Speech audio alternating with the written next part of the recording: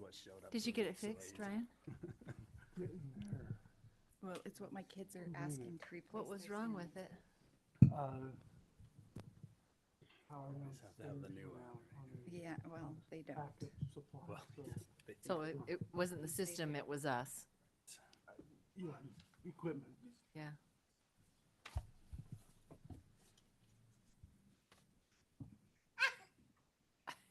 So cute.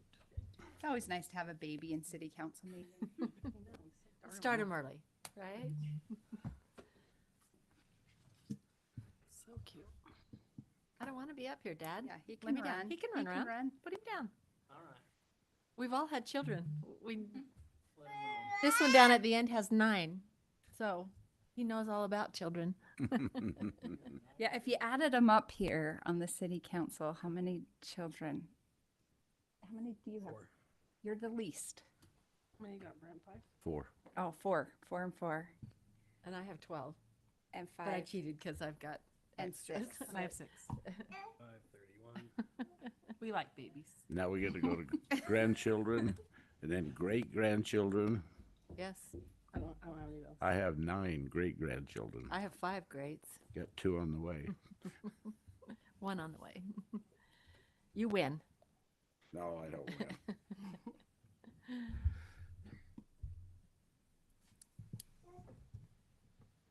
Just have to watch him run the cord, but of course that's where they go. Of course, right? that's what the grandma says. Just set it on the ground and then you can talk into it. Pull it on his head. Start him in the back. President Hinckley would have said the nicest lights at Christmas time are the tail lights of the kids going home. I watch people at the airport. We're waiting for our system to come up, right? Okay. That was true. He did say that. I watch people with children at the airport and they're struggling with them and hanging on to them. I said, put them down. Tell them it's a race to the end. And that's what they'll do. Quit trying to fight with them. So cute.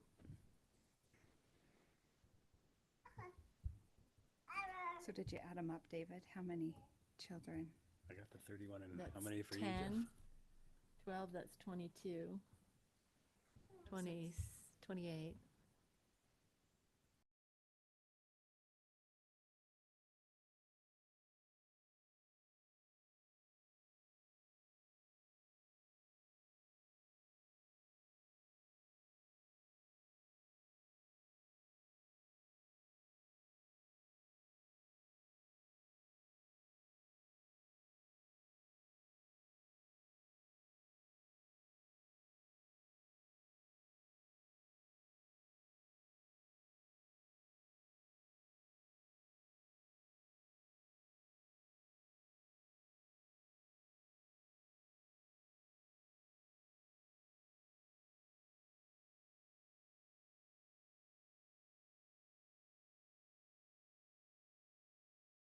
Names from the first try. I'm sorry, we're I having don't know, technical I don't know difficulties, teachers, so but it will he's be short just a and minute. blonde. So And I'm going to Name for pull, sure, yeah. he's probably a character.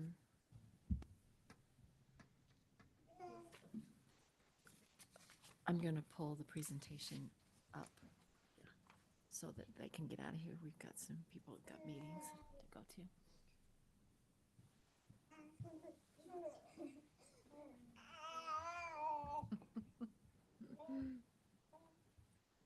So cute. Babies and older siblings are the best, Mm-hmm. you know. You guys should come every time. It's so cute.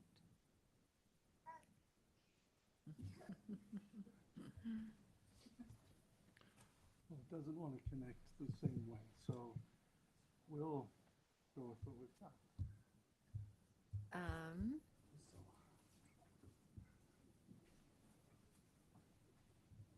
So it won't connect to YouTube? Well, it's on YouTube. Recording in progress. See? I knew once I started, it would do that. That would get echoey. Is that what you mean? Oh, it keeps coming on, but then goes Yeah. off. It's not connecting on the shared screen here. It's got you on Zoom, on the meeting, but I'll keep working on it, but we can, Let me just tell the people in the audience, if you want to pull the agenda up. You can go to the Providence City website and get it on there. But some of you are not going to be here that long, so You can stay as long as you like. you can most certainly stay as long as you like. Donuts for everyone who stays to the end. The 10 Okay, that are left should be more than enough. let's go ahead and get started. We're 5 minutes late, and we need to get going. So, welcome to the Providence City Council meeting, Wednesday, December 18th, 6 p.m., 6:05. We have all of our council members here. We have Jeff Nebaker, Brent Speth, Janelle Seeley, Carrie Kirk, and David Coons. So just let him crawl around. He's fine.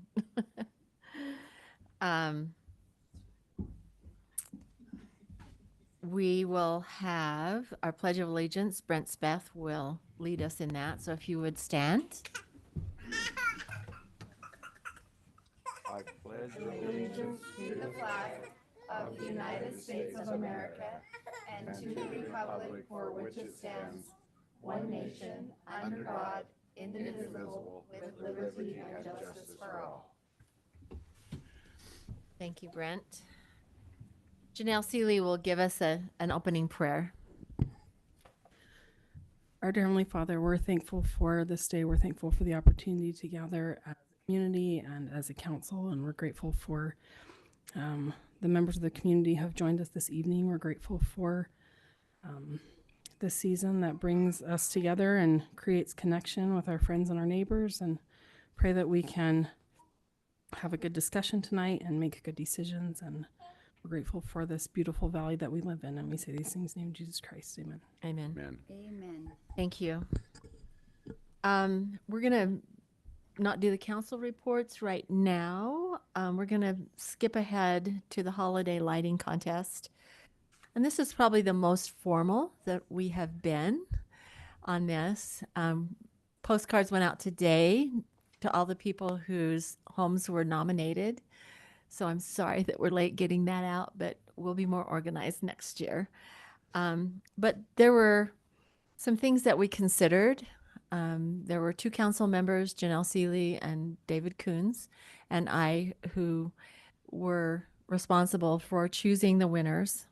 And we looked at, of course, the effort that went into these homes, whether or not they were clever, and a sense of community was important to us, because that's one of the things that when I ran for mayor, I wanted to make sure that as a community, we feel connected. And so we appreciate all of you helping our town look beautiful. And those who didn't win, they still won because they put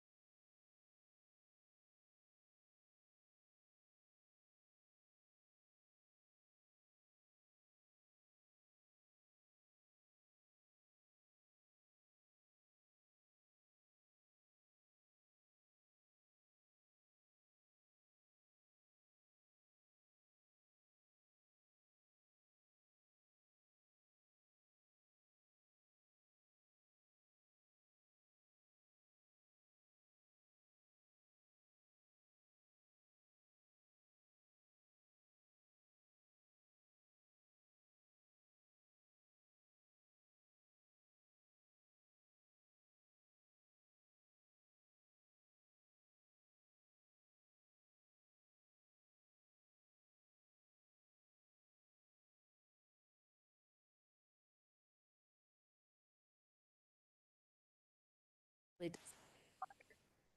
And one of these days we might all need each other and Yeah. need to know. So it's not when we have an earthquake.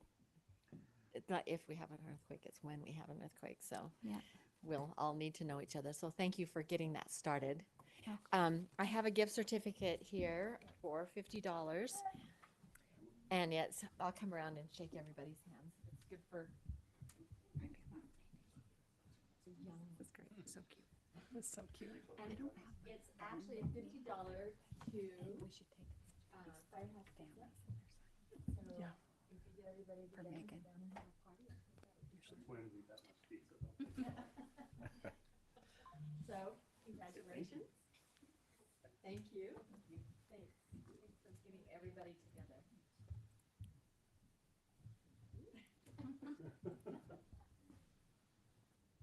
Give me a real handshake. Louise wants to shake hands. Can we shake hands? Come on, Stuart. Can we shake hands? Thank you for coming down and accepting the award because I Thanks for doing it. It's fun. was gonna walk off with it. Did you give him the, So, decide how you're gonna party with this. and this? Oh, thanks. We'll Yep. get a picture You'll in. take this, would you? I'm gonna have to take a video. Take some- Yeah, I know, right? You Yeah. probably will need to take a video if you would. We can zoom full, yeah. Do you want like just a 15-second snippet or Yeah. do you want the full? We'll just kind of Five. get up the street, so you'll get this. Panorama. Post it, so whenever you want to post. So good. We can do a time lapse around the whole loop. Okay. Oh, awesome. nice. I love people that are technologically advanced. Okay, and the third place winner is 585 North 400 East, and it's Matt and Bobby Lichty, and Matt could not be here tonight. On a cruise without me. How rude is that? How'd you let him get away with that? So this is a $50 gift certificate, just a Visa from the Bank of Utah. Thank you. Excuse me, $25. Thank you very much. Thank you. Tell your parents thanks. We understand. The sign.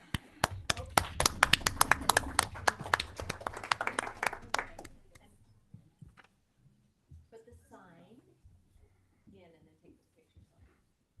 Would you like a picture of all three of these? Yes, that would be awesome. You can hold your sign up.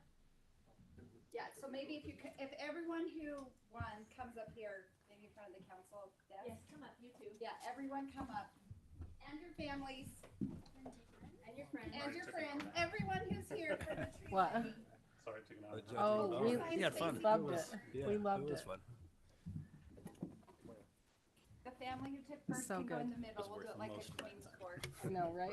Well, now we know That's where one, to live. that's been one of our more fun decisions we've had to wrestle with. Okay, come in tight if you will. As tight as you can. And we wanted to represent all the different kinds of homes too Oh, yeah. in Providence. Okay, right here. Sweet. What a great looking group. Thank you. You're welcome to go, but you're also welcome to stay. Thank you. Till the very end. Sorry. Oh, Thank you. I think I know what you would choose. Thank you. Thank you. Thanks. It's just a lot.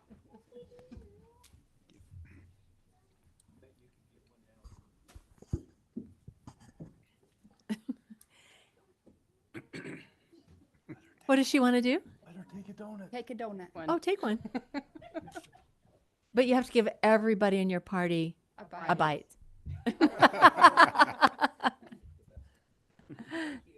Yeah. Thank you. Thanks for coming.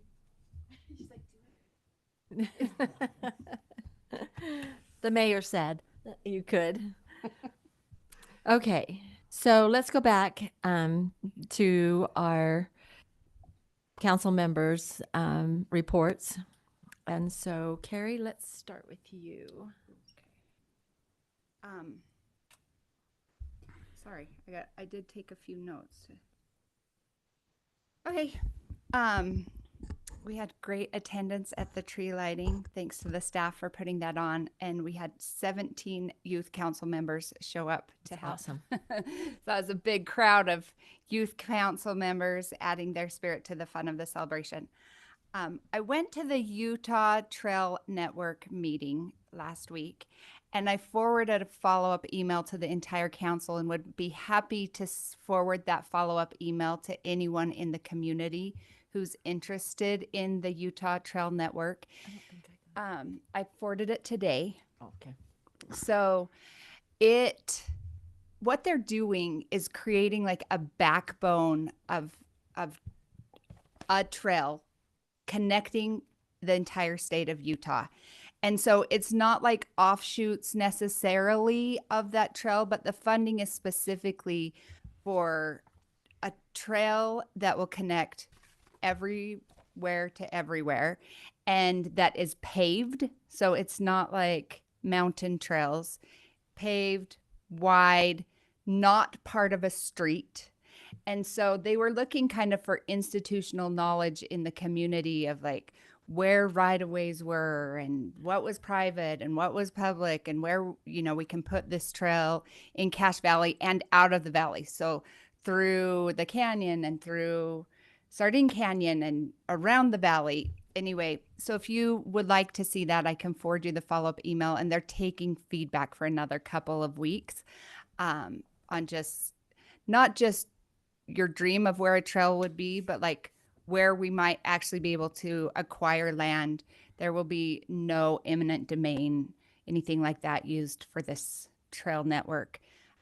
But it was fascinating to hear what they're working on, and the state has put forth quite a large budget over many years to make this happen.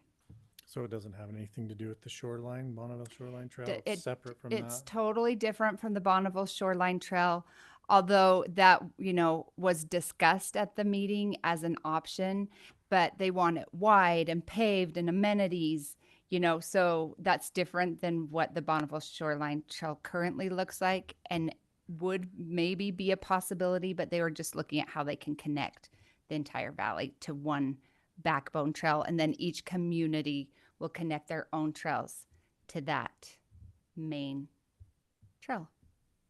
I think currently you can go from Ogden to Salt Lake on one single trail that's paved. And Yeah, so they're just working on connecting that for the entire state. we might have to walk to Salt Lake someday. Who knows? Who But knows? I'm pretty happy in Cache Valley. So that's my report. Great, thank you. David, have you Sure. ready? Yeah, so as usual, met with Ryan a couple times, most recently yesterday, and I guess now that I'm coming up on a year on the council, I'll just say I appreciate your time with me, and his help has been invaluable, and our discussions have been good, and I don't think I want to give that up just yet. So thanks, Ryan. Appreciate your help. I guess I'll continue in the vein of Christmas lights, and I think the Edge Hill neighborhood left, but I was invited. Maybe we all did. We got that. I was able to go up there on the night they did their lighting. So we walked over from the church across the street and walked around the neighborhood, and they had hot cocoa and cookies and at one of the houses, and it was just a good community spirit and a great way to get people together. So I thought that was neat. And then along with Carrie, and I think I saw everyone but Janelle, but my wife saw you, so I know you were there too. But, Lighting. yeah, at the Christmas tree lighting, my son bought an ornament and had fun decorating it, and he thought it was cool to hang out in the roundabout and hang it on the tree. And so we had a good time there, and big long line for Santa, so it was a great turnout, just like you said. So, mosquito abatement. They had the last meeting was their budget hearing, tax increase hearing, and then our regular board meeting all on the same night. Much less eventful than our budget meeting here when we had that. They had one person show up, and he was all for it and just wanted some little extra help during the spraying season. And then it was great to judge the Christmas lights, driving around the city and just seeing what everyone had done. And there were a bunch that I felt like, boy, these could have been in the contest too, but they weren't nominated. But that was fun. We'll have to think of ways to get more involvement next year, even though there were, I think, 30 or maybe a little more. So it There was, were. that was great. And that's about it for me. Great, thank you. Jeff? Just responding to a lot more emails than usual, it seems like. And I just wanted to say I appreciated Brent's comment in one of those emails to the Chen family. And I just really feel like things like that need to be shut down quickly, and the neighbors need to be aware of things like that. And the, you know, specifically the way you mentioned, I think that's great. And just having neighbors aware and watching and shutting behavior like that down, because that's definitely something we don't want in our community. So anyway, thank you, Brent, for that comment. I also joined the Cache County School District Calendar Committee, just in case it may have anything that relates to our city. And I noticed that's on the agenda today. And not much relates, except for about 50% of the people out there, parents, administrators, teachers. It's pretty 50-50. They either want to start early in August and make sure they don't go into June, or they want to start later in August. 50% want to start later in August, and they don't mind going into June. That's 50-50. But 85% of Decision making hard. yeah, but 85% of all people would like to have that full 2 weeks of Christmas. And the only thing that really relates to our Providence calendar is our sauerkraut days, which is that week of 11 through 16. So if they ever do, next year's pretty set in stone, but in the future, if the people who want to go earlier in August, it would just cut into that full week of sauerkraut days, and we'd be out in May. But nothing major. I just thought I'd join the committee just to be aware. So That first Yeah. time they did sauerkraut days, the reinvented sauerkraut days, it was the first week of school, and it actually worked out great. Right? Yeah, Because we advertised through like the elementary school and the start of school. So, it was part of the first week of school. uh-huh. So is our sauerkraut days, are we trying to set that in stone as a second week thing always? Yes. Mostly, yeah. Anyway, I don't know if it really matters. Then or people not, know but they can count on it. You know, when you change it around, it's like, well, when is that? So, Yeah, Well, and people are still getting used to it, I think. either way. Anyway, that's all. thank you. Yep. Brent? You know, I've continued to observe the skate park and how well the kids have owned that. They have really taken that as theirs. And, you know, when it snows, they were out there cleaning it off so they could skate with the snow on it, or get rid of the snow so they could skate. I've really been Serious impressed. snowboard or What? skateboarder. What's that? That's a serious skateboarder that clears the snow off. They were pushing the snow out so they Wow. could go. I even see some there. I think, aren't you supposed to be in school? But they're there doing her. I also enjoyed the tree lighting in the roundabout. It was a good group. Appreciate the staff and youth council for the work that they've done there. And thanks, Carrie. You did a great job. Appreciate that. Sat in on the county emergency preparedness meeting. Ryan and I both were logged on to that. I don't know, not too much earth shaking came out of that meeting, but I do want to report that the Logan City Fire Department has smoke detectors, carbon monoxide detectors, and replacement batteries. Generally, these are for low and income and elderly families. They are free. They can be picked up at the fire department between 9 and 3, Monday through Friday at the front desk. They'll ask you to fill out a small form. If you need to contact the front desk of the fire department on a non-emergency number, it's 435-716-9500. You should have a smoke detector in all bedrooms, hallways leading to bedrooms, and on every level. A carbon monoxide detector should be on all levels of your home and installed according to the manufacturer's instructions. Batteries should be replaced every 6 months, and smoke detectors and carbon monoxide detectors should be checked every month. Also, I have received a short email I'd like to share with you. This came from Gary and Suzanne Getman. Hi, Brent, with the new skateboard park, pedestrian safety at Providence 100 North Roundabout may become an issue. I suggest Providence install blinking pedestrian crossing lights like the ones Millville Main Street Roundabout and Logan 200 East Roundabout. Best regards, Gary and Suzanne. Just wanted to share that with the community. Ryan and I have talked about this, and we're still talking about it, and Ryan is looking into it. I find the worst situation is coming up the road, going east, because especially if people are on the north half of the crosswalk and they're walking to the south with the trees and that, you got to really pay attention to people getting in that crosswalk and coming clear across. I've observed some concerns with that. So that's something we've talked about. We've also talked about installing a crosswalk, and this is not ours to do, but Ryan's going to work with the county. Is it county? CMPO? Who is it? The county, that's County. Second West.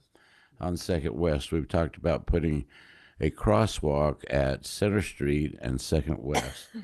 I'm seeing a lot of elementary kids coming down and crossing Center Street, crossing Second West right at Center Street, going over and walking down the new walking path we have in Zollinger Park to get to the condos or townhomes that are down west. That seems to be their path of choice, is to come up that way. And we've talked about what possibly can do there. And Ryan's looking into that. That's all I have. Great, thank you. Janelle? Most of the things that I've done are similar to the things that you guys have done, the tree lighting and the voting on the lights. I also think that crosswalk at Center Street and Second West is a good idea. I feel like middle schoolers come straight up from the middle school through the park, and while there is a crosswalk at 100 North, they don't ever go there. So, and I've had emails on a few different things, some speeding concerns, more questions from the community. I've had several people reach out to me about the trees on 100 East, which I really do appreciate that when people have questions that they ask everyone involved to try to get, the full picture from everyone's angle. And hopefully we'll keep working together and come up with resolutions on that as well. So, Safety of our citizens, one of our priorities. That's good. Thank you. Lots of things going on. I want to say about the tree lighting. We had enough food this year. We had enough cups. We had enough napkins. So that was good that everyone was able to get cookies and whatever to help keep them warm, because I know it was cold. I was not here. So I appreciate all the work done by everyone. And I'll tell you, our public works staff is so incredible. They're there, they're happy, they're positive about helping. And so it really is nice to work and provide something for the community like this. I do have a couple of things that might be of interest to the council to attend on my behalf. Utah State is having Coach Mendenhall come and speak, and that is going to be tomorrow from 3 to 3:45. I bet it lasts longer than that. People will have more questions. But if anyone would like to go to that, I brought a copy of it. I can go to that one. Okay, thank you. There also is, this is the one that I talked to you about. Ryan Carrie. just lit up. She always will. This is Connect Transit. Remember, it used to be, Logan? No, cash CVTD. CVTD. And now it's called Connect, and there's going to be a ribbon cutting for their new building that they have just built. And there will be a lot of people there. There will be dignitaries and senators and congressmen. So I would like to have someone go to that. And that is on January 10th at 8:30 a.m. I have So. it on my calendar. Okay, so can you go and represent us? Sure. Great, thank you. What day is that? It's a Monday. Monday. No, Friday. It's a Friday. Friday. Sorry, it was supposed to be the Monday, the 13th, but it's a Friday. Okay. And making sure that you shake all of their hands and say who you are. If you'd like to go too, you know, it doesn't need to be just one person, but we need at least one person there. So just wanted to bring you up to date on the local sales tax that the county passed. This is an option for a 25%, let's see, what is it? 0.30, I think. Sales tax, 0.03, 0.3%, yes.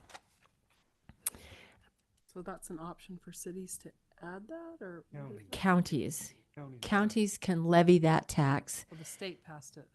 State passed it, so. the counties could legislature. I see. And when it was originally passed, it was for road construction and maintenance. And then last year, somebody came in and added public Safe. safety to it. And so the county said, oh.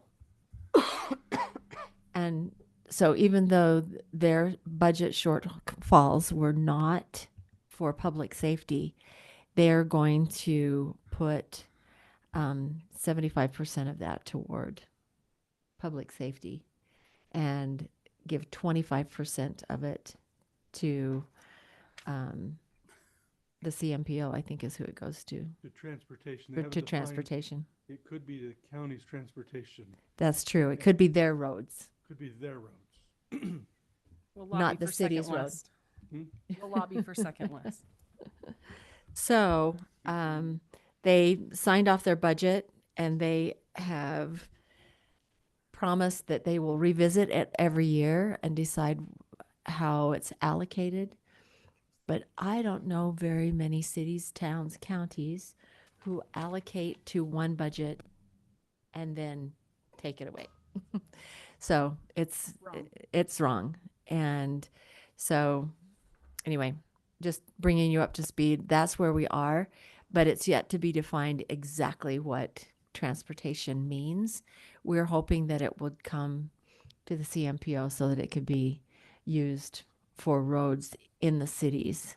And there's a lot of stuff that needs to be fixed ongoing. So if you have an opportunity to talk with a county council representative, let them know that we're not happy about that. So, Mayor, did the Mayor's Association, were they Yes, they were verbally there opposed to it? I heard presenting. they were going to oppose it. yes, Craig Hidalgo presented for all of the mayors, and all of the mayors said that they were on board with it. But when we presented,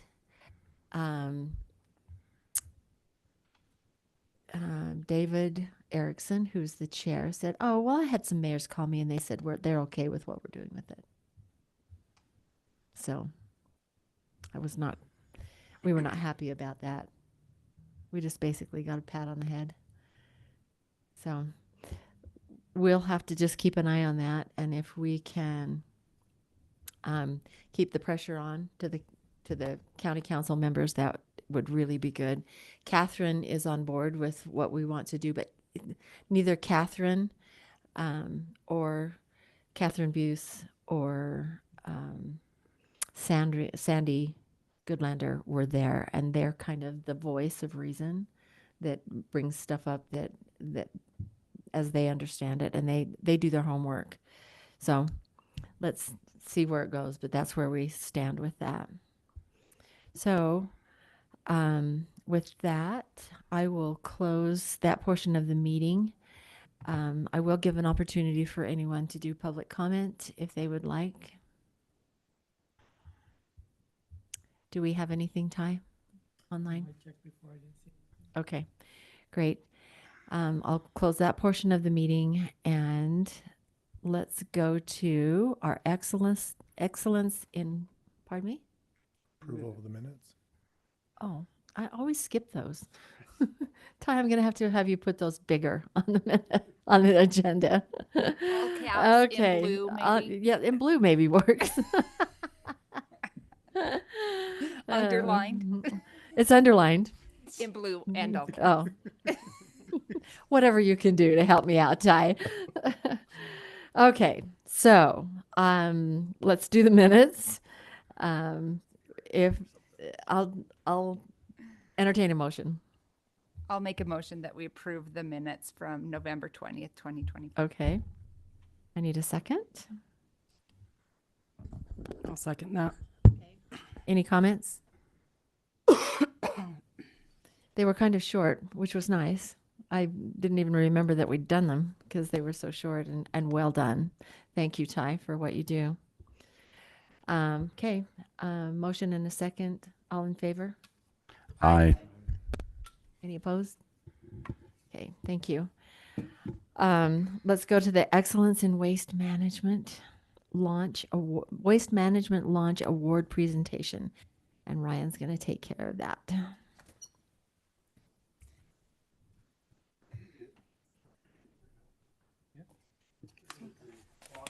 I'll send it to you. It's in my phone.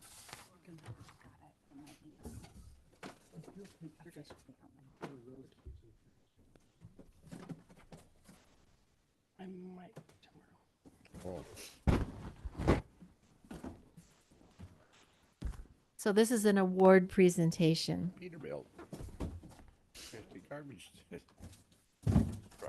cool.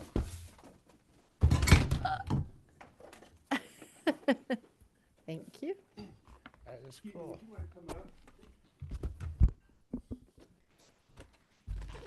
So if you'll open I'll those, open them at the they'll same time. get here. But we have, in May we launched, Oh, yes, what I've always wanted.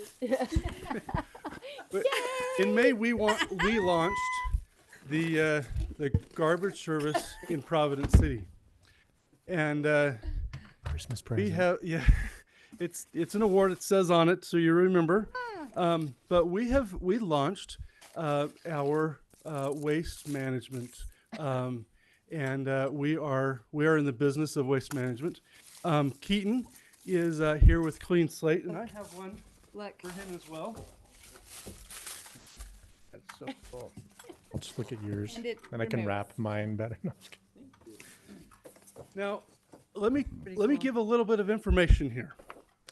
First of all, with these awards, this is the exact model of truck we have. It is the model of body that we have. So it is a Peterbilt. This is nearly as identical to the front load truck as we have. It is so. Are they this clean? They are that They were clean when we got when they've been cleaned, and when they showed up, they were that clean. We have got one of these awards for each one of you, and for Keaton here, we also have one for each of our staff members, the full-time staff members. Now let me share with you a few of the details of why we're celebrating the launch. We purchased 6 garbage trucks. We spent $1.6 million to do it. But based on our current trend, we'll have that paid off in 6 years or less. We are on pace to 5 times our current first year budget, to have 500% of that budget. We expected a lot more costs and detail.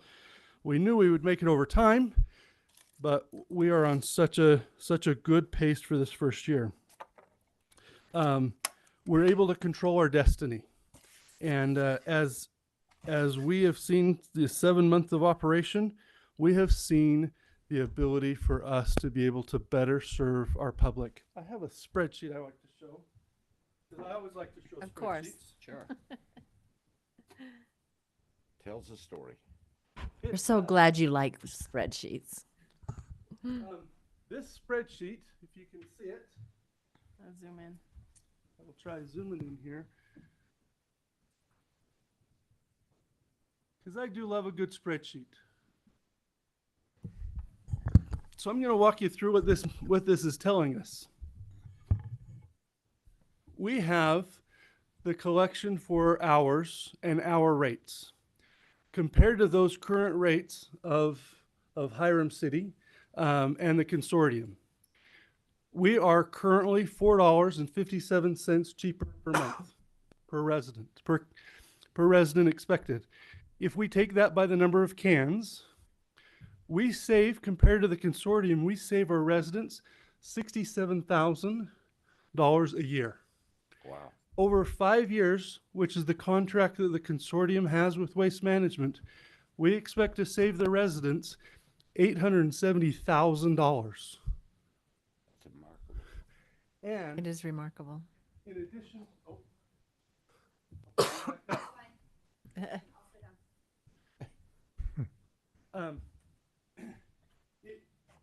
in addition to that, we are raising rates at a lower rate, at half the rate. Now we have to raise rates only because we don't control the landfill fees. The landfill fees are going to go up. They are going to increase the green waste from $0 to $25 a ton. And they are going to raise, or have already started to raise, from 34 to 36 and eventually to $40 a ton for waste. And the recycle is also going to step up their costs. And so we'll have to see small incremental increases, but we're on track to be able to cover the costs we've spent to do this, and then to be prepared to pay cash for the future garbages. So we borrowed from ourselves, we borrowed from our other funds to do this, but we believe that, you know, the launch of waste management in Providence is something we should celebrate, and it is a huge deal. We added no additional staff as far as the city staff goes. The Public Works Department added no staff to do it, but we do take care of the trucks, and we take care of the delivering of the cans and picking it up, and all the customer service that Logan was doing in before. We've accepted all of that, and Keaton is over the drivers. Anything you want to add to our success? I would just love to say thank you so much. You're a blessing to our families' lives and our employees' lives. We've loved working with Providence. The city staff has just been amazing to work with. Ryan, Rob, and Tara, and Jason, and we really value our relationship with you guys. So thank you so much. Well, you saved our bacon. Oh. You know, when you came, it was kind of a rush for everybody, but thank you for what you did to come up to speed. No, thank you. Our partnership has worked really well. Yeah. Truly a great partnership. Ryan, I want to thank you to Yes. grab that ball and made it work. You saw an opportunity, and I don't know, it was at the beginning we saw it was the greatest opportunity, but we saw it an opportunity. You grabbed that ball and you ran with it, and you've made it what it is. We appreciate you. Thank you very much. Thank you. Thank you. I think it's It's helpful to because he all of us. loves spreadsheets. He puts it all in a spreadsheet and he goes, ta-da! It'll work. I love it. Ryan, thank you. And thanks to the Public Works staff too. It was a giant headache for them, a giant headache. And They worked through all of it and just made it happen. So thank you. And we got an awesome truck. Have to find a spot for it. Okay, next we'll close that portion and we'll go to resolutions. Item number 4, ordinance 17-2024, Renner Connect rezone. Providence City Council will review, discuss, and may take action on an ordinance that rezone parcels 02-088-0010, 0-2088-0015, and 0-02-090-0001. Parcels are located in the area of 5 South Highway 165 here in Providence. The Planning Commission did hold a public hearing regarding this rezone on August 28th. And we're recommending that they recommended to us that we pass it. So with that, questions, or Kent, would you like to say anything? Yes, it would be.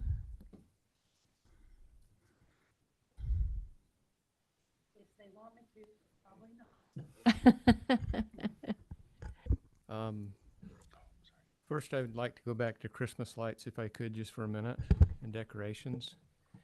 I'm going to propose that you give a certificate to those of us that will never win a contest like this tonight that you've awarded someone else.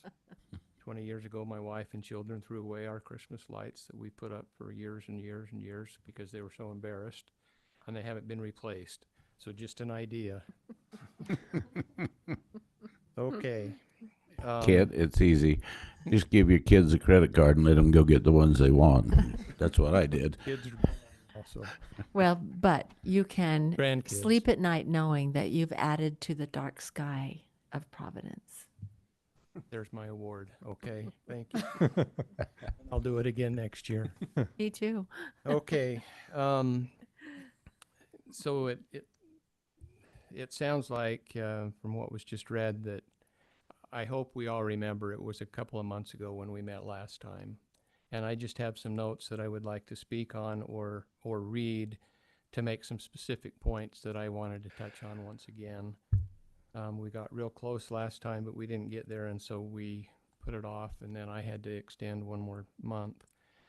There are 3 parcels west across the highway from Macy's that are in question here for a rezone.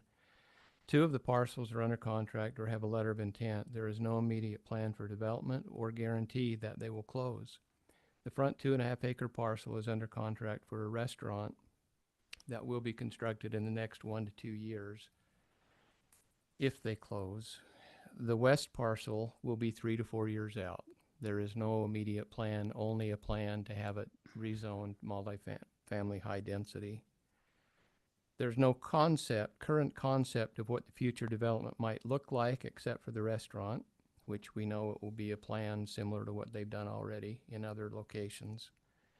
2 of the parcels fronting the highway measure 460 feet from the highway west to the border, up to the west border of the property, and they combine for a frontage along the highway of about 974 feet and a total of about 10 acres. We are seeking the multifamily high-density zone to be located on the west parcel next to Blackhawk for the construction of affordable housing in Providence City.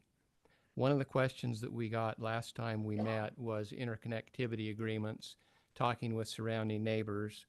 We've met and communicated with the only adjacent landowner in Providence City, and they have signed an agreement to have future conversations on interconnectivity as development begins.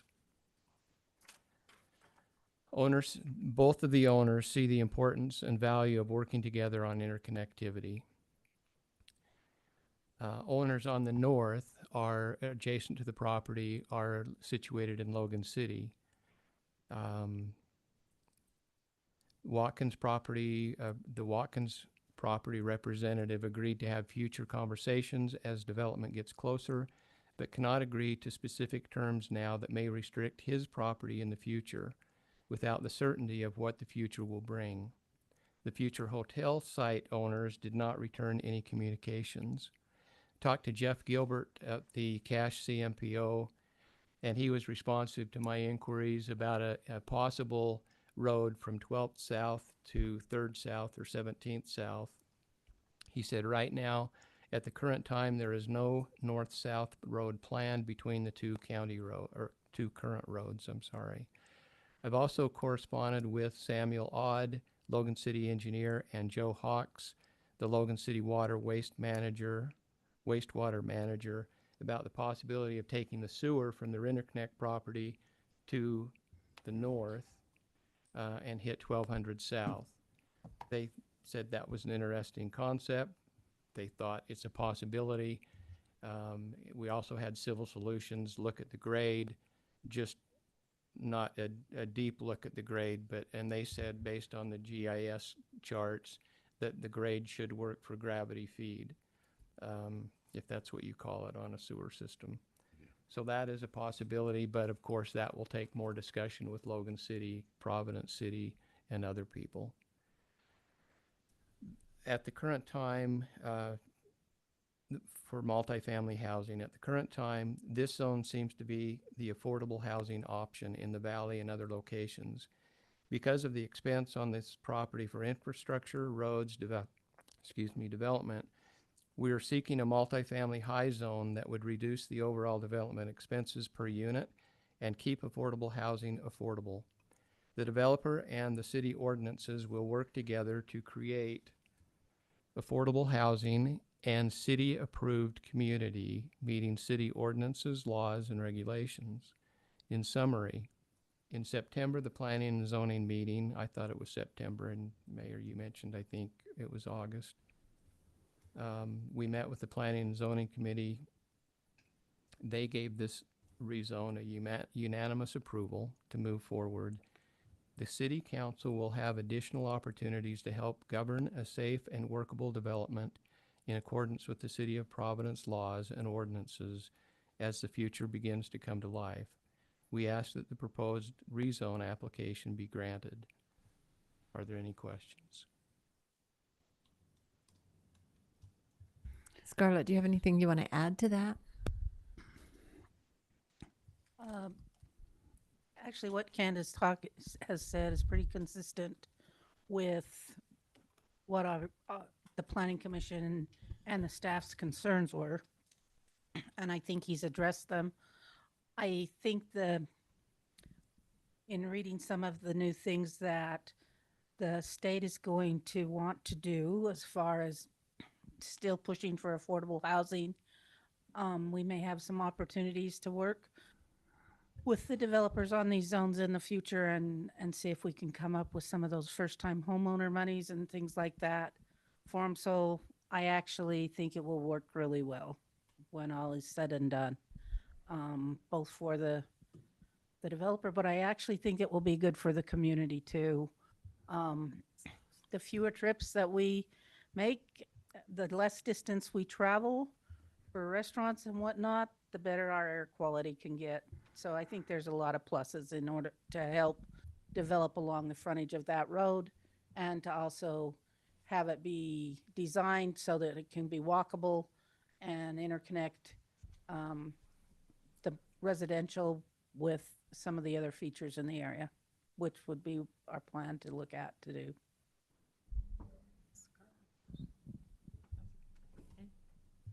Jeff, raising your hand.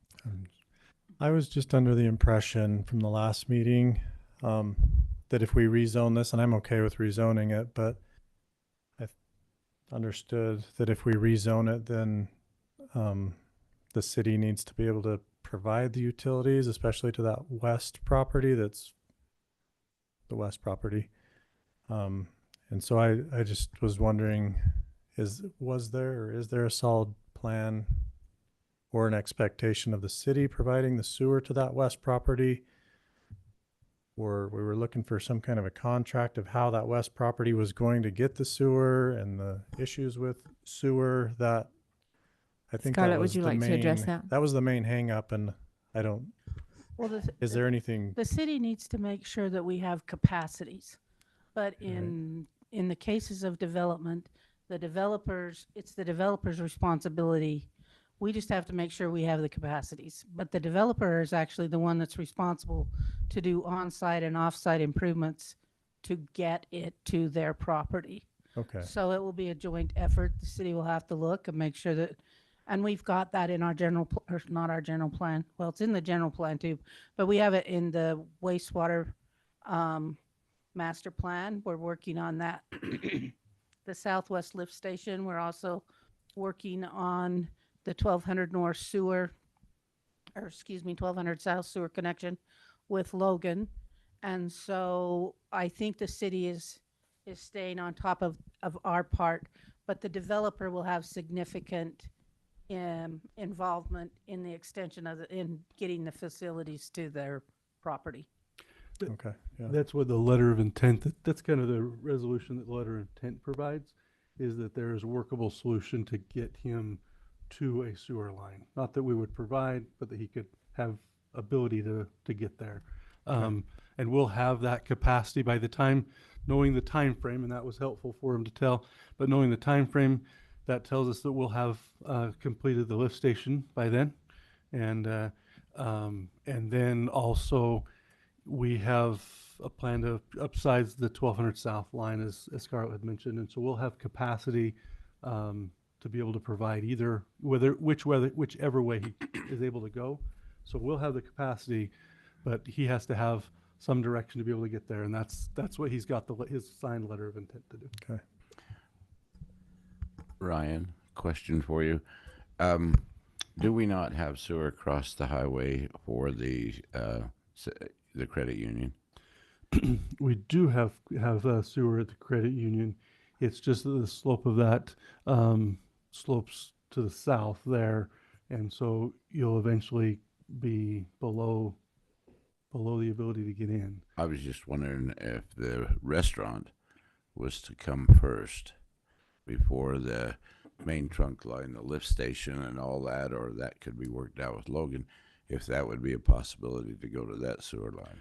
So that would be on the north one, and I don't know which one, whether you were on the north or the south properties to develop first. It's on the north one. Smaller 2.5 acre parcel that's right across from On the First bottom, South. because that's where your access in, and and it would That's be an on access. 12, right on access issue 100 rather than a South. Is sewer that where issue. the Yeah. restaurant will be?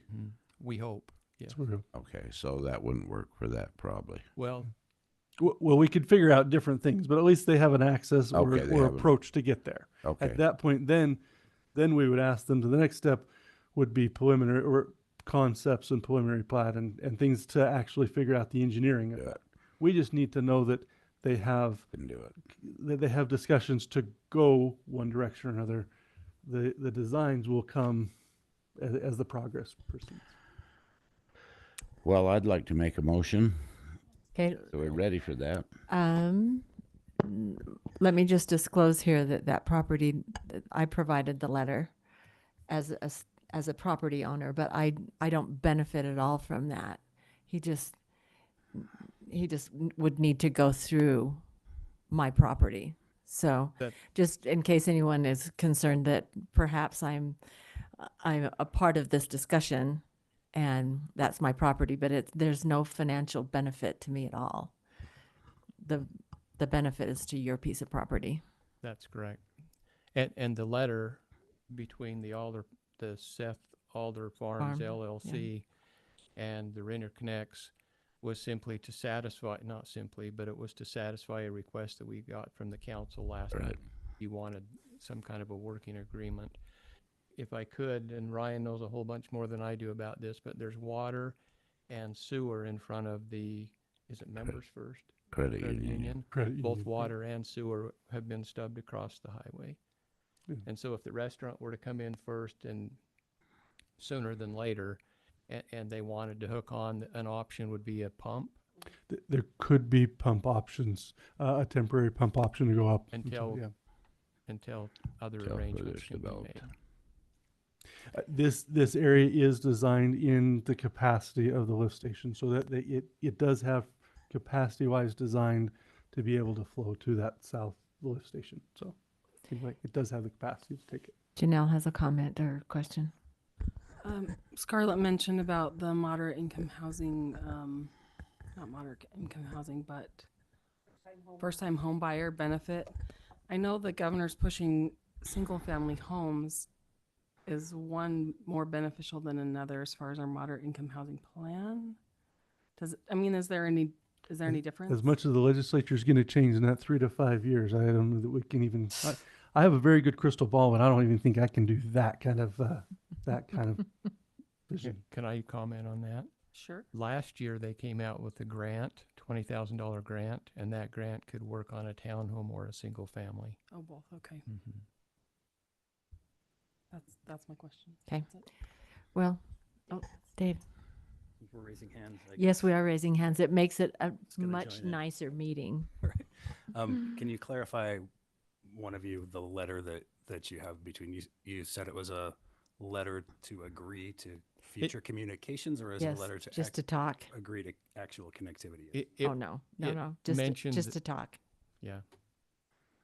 It mentioned the importance of the interconnectivity and that as things develop in the future, we would work together because it does benefit it benefits the city of Providence, any city, if there's interconnectivity. It doesn't specify any certain terms, no, just the agreement that we would get together. And that's what the Watkins property owner did too. He avoided getting back with me for a couple of weeks, and I finally apologized to him, and I said, I know you really can't commit to anything because you don't know and I don't know what's going to be there. And he apologized back to me and said, you know what, I'm sorry I've been busy, but in the future I do agree to talk about the situation, but I can't do anything right now that will limit the future benefit of my property without knowing exactly what's going to happen. So there's been no talk of where it would go or how it would go or any of that kind of stuff. It's just that we'll have a conversation and we're amenable to working out what works And best. your intent then is to allow connectivity of. Oh, absolutely. It's the best thing for the city, actually, to have that connectivity. And actually for the state, because 165, anytime we can put a road that is off of 165, instead of funneling everybody out onto 165, I give the example in Logan, my husband's office is on 4th North, and to go to 450 on Main Street, there's no way to get into the parking lot of that restaurant. We have to go out on Main Street, over and in. We don't want that in our city. We want things to be connected. Yeah. So it's just a commitment to talk. Right. I have the letter. You're welcome to look at it if you'd like to see it. Why not? Okay. All right. So I'll entertain a motion. I'd like to make a motion that we approve ordinance 17-2024. This is an ordinance regarding the application and authorization of the rezone of parcels 02-088-0010, parcel 02-088-0015, and parcel 02-090-0001, located in the general area of 5 South Highway 165, Providence, Utah. Approval of the ordinance will rezone parcels 02-088-0015 and 02-090-0001 from ag to highway commercial highway district, and parcel 02-088-0010 from ag to RM18. I'll second that. Okay, so we have a motion and a second. Further discussion? Maybe this will Yes. be of benefit to you, if I may. Says representatives of the properties agree to cooperate in good faith to allow interconnectivity for the mutual benefit of the properties and in accordance with the requirements of the city of Providence. If that's helpful to Yeah. hear the language of that. Thank you. Okay, all in favor? Aye. Aye. Any opposed? Thank you. Motion carries. This next is resolution. Well, actually, I'm going to step off the dais and our mayor pro tem will take this over because this is a situation that involves, We have the updated fee schedule as the next one, right? Yes. Yes. And I think you can stay for it if you like. But that's just my recommendation. I'm going to go home. Okay, let's do item 5 and then I'll step away. Item 5, resolution 16-2024, updated city fee schedule. Providence City Council will review, discuss, and may take action on a resolution that updates the city fee schedule for the upcoming 2025 calendar year. So, Ryan, you want to talk about that? Yes, I certainly do. It's a Word document. See, I can do Word and Excel. As long as. I love it. Well, you know. We got little boxes and Got little boxes. See, I colors. can do it. So anyway, just to talk through a few of the changes here. We're increasing the cost on the weekends for the burials. We have a higher cost on weekends. We've been able to absorb that labor costs and other things like that on the weekdays, but on that Saturday, we're just looking to increase that. So that's what those are. The other change is the exhuming of a body. We don't really enjoy that. And it should be done when only a court ordered. So at that point, because of the work and detail it takes to take that body back out of the ground, it is a fairly hefty cost and a lot of care, and that is put into that. So we are placing a $2,500 fee onto taking that out. How many of those have you done? A handful. Since you've been They're here? just moving them somewhere else, huh? So we have some people that will come, and so previously we've just been charging the opening and closing fee, which isn't enough for the type of work that is, and so we're adding that as a separate one. But we have done a handful of them when somebody wants to. Maybe they buried here and they're moving it to somewhere else.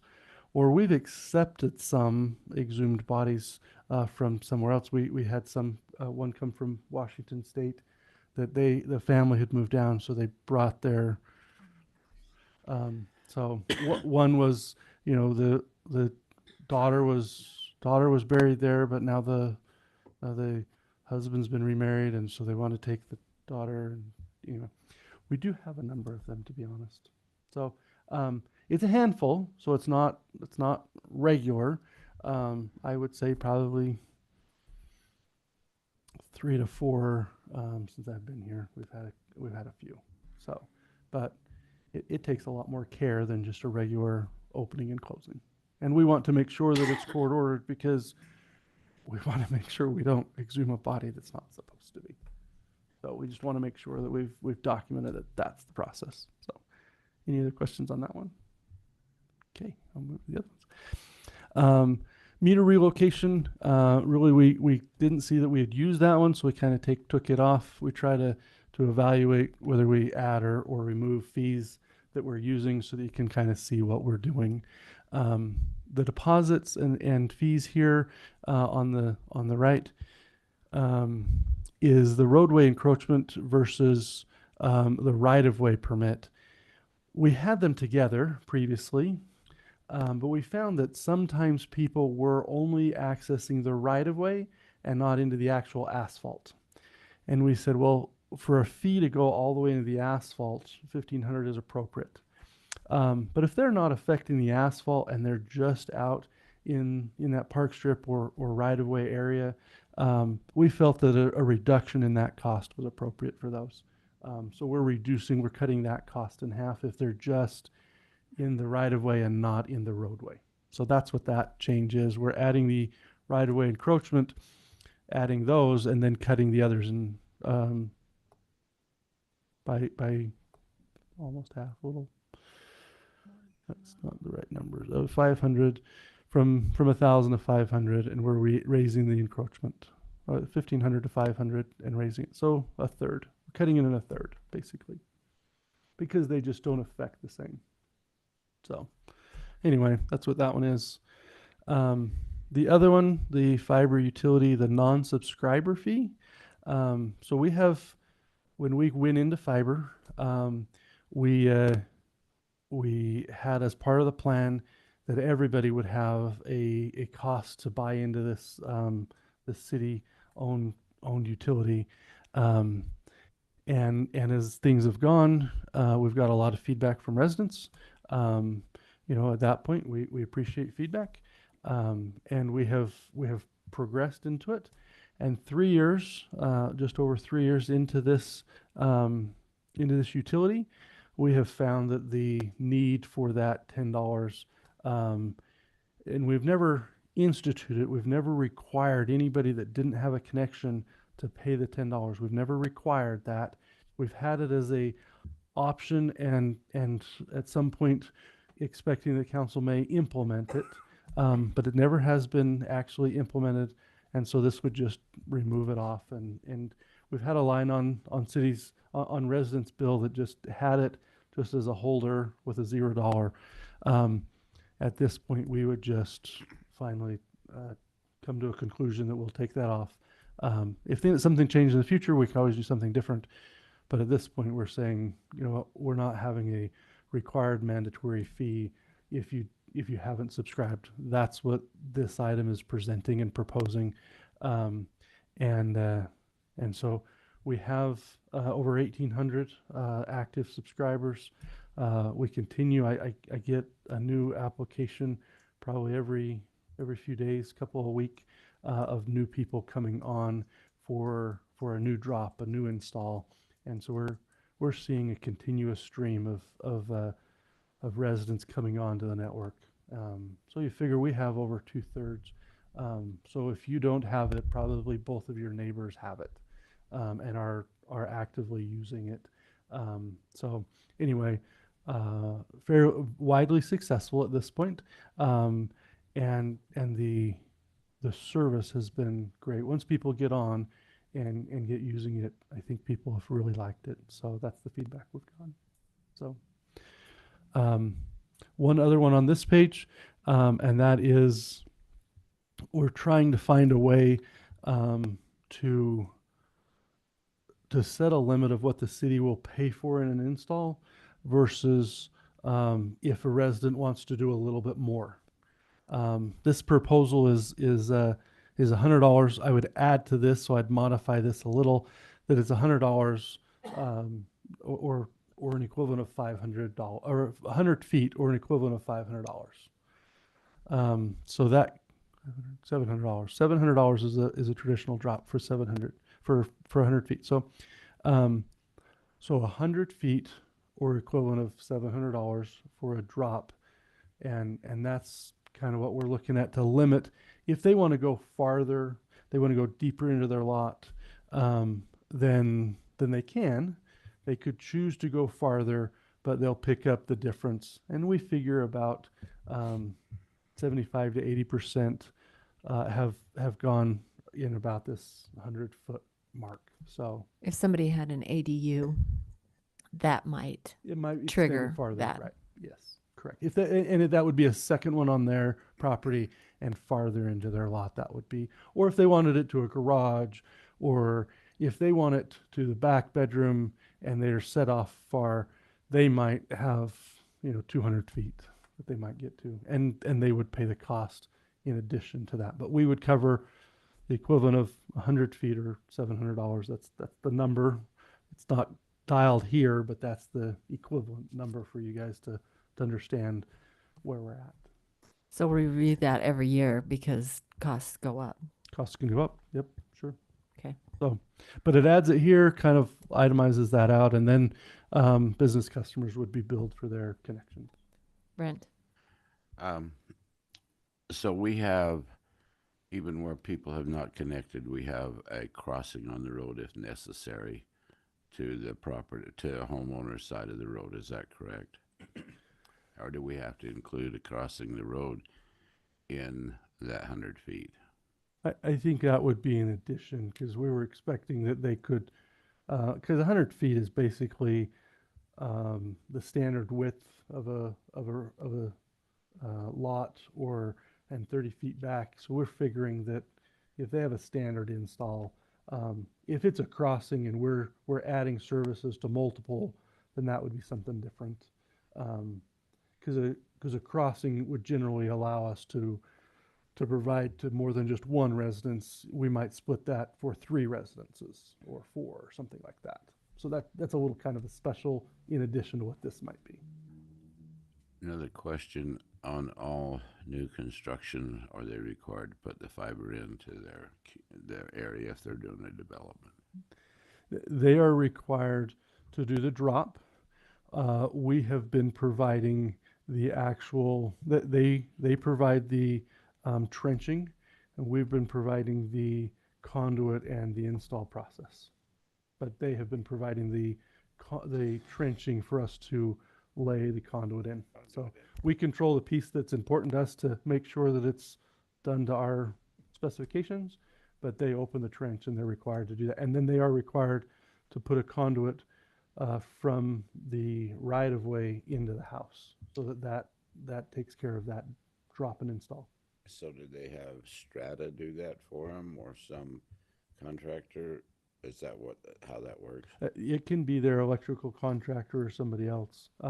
Lots of times it's an electrical contractor that will do from the road to inside the house as they're doing the electrical. So it's not us that does from the right of way into the house. That's the home builder.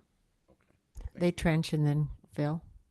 Do they trench and fill We after we provide put it the in? conduit for those. We'll provide Right. the conduit if they want.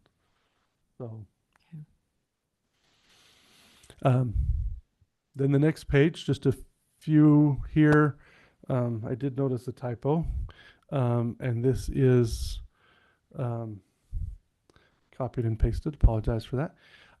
So we've added the amended final plat without construction drawings and amended final plat with construction drawings, and then the large multifamily commercial facility review. We've added those as additional items. We're seeing some applications come, and it kind of didn't fit to some of the other spots. So we've kind of tried to match what it would be. So a final plat would be the same price, but an amendment is specifically called out as a rate. Sewer, we're raising our sewer rates because Logan raises theirs every year, and we have to flow that through. And then stormwater, we've been slowly, incrementally increasing this by 3% a year in order to build a fund, in order to facilitate the needs of that fund. And if you remember last year, I showed the trend line that if we continue to just make small incremental increases, we could afford those. But if we stopped, we wouldn't be able to get the projects completed. And so that's what that is. I've added emerging medical services just as an item, so we can review in the future. As the county is starting to talk about taking over our fire and EMS, they charge other entities a flat monthly fee per resident, and that's how they do that. And so this is to add that on, and we're not putting a rate yet, but we're adding it on to our rate schedule in order for us to keep watch of that and review it, so that if the county does what they are discussing, we'll be at least a step into that process. Anyway, that's why that's there. Special event, we've just got a little bit add to that one, Zollinger Park. As we look at the cost to clean and to get those ready, as labor costs go, a lot of that is just labor to get the pavilions ready, and that's in Vons Park. And then the baseball practice, this is kind of the reserving of a baseball field like you would a pavilion. And so if you want to reserve it, not just be first come, first serve playing on the field, if you want to reserve it, then we have that as a potential option. Several of the other cities do that. We haven't previously done it. We haven't previously charged for that, but we're putting it out there in case somebody wants to really reserve.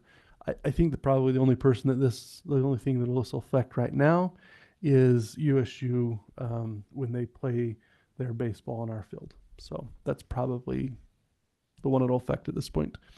And then a few other lights we've increased. We're just seeing that $10 doesn't cover. Sorry. So when you reserve Zollinger Park, do you pay the 50 and the 250? Or just the No. 50? When you reserve a pavilion at Zollinger Park, it's just the 50.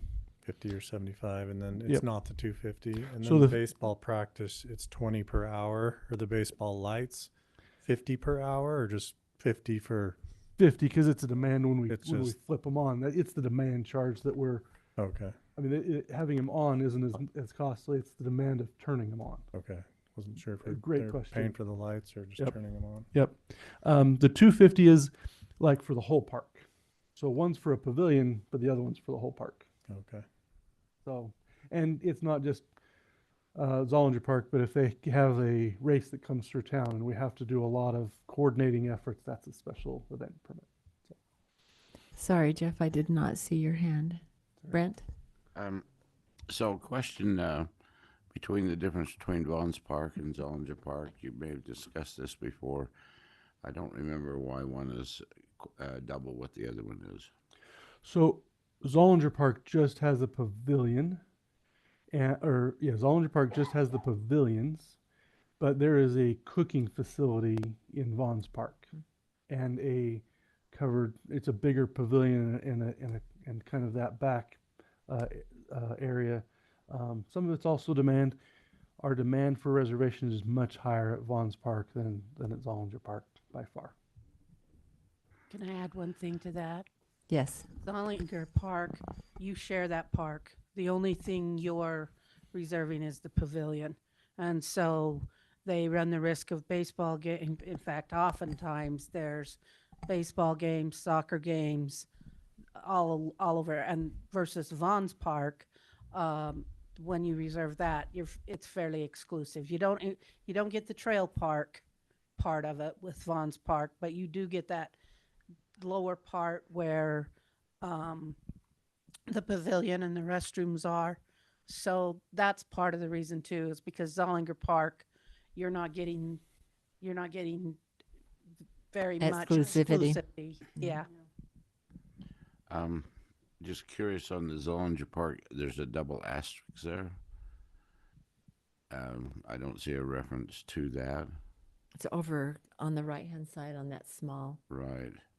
the small box on the very bottom. Where's that?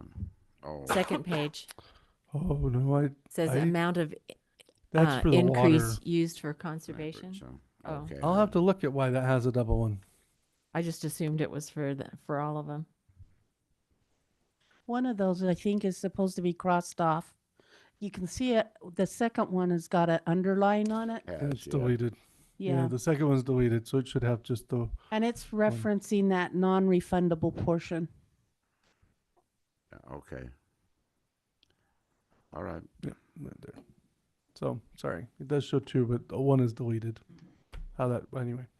And then a little bit, we already talked about kind of waste management.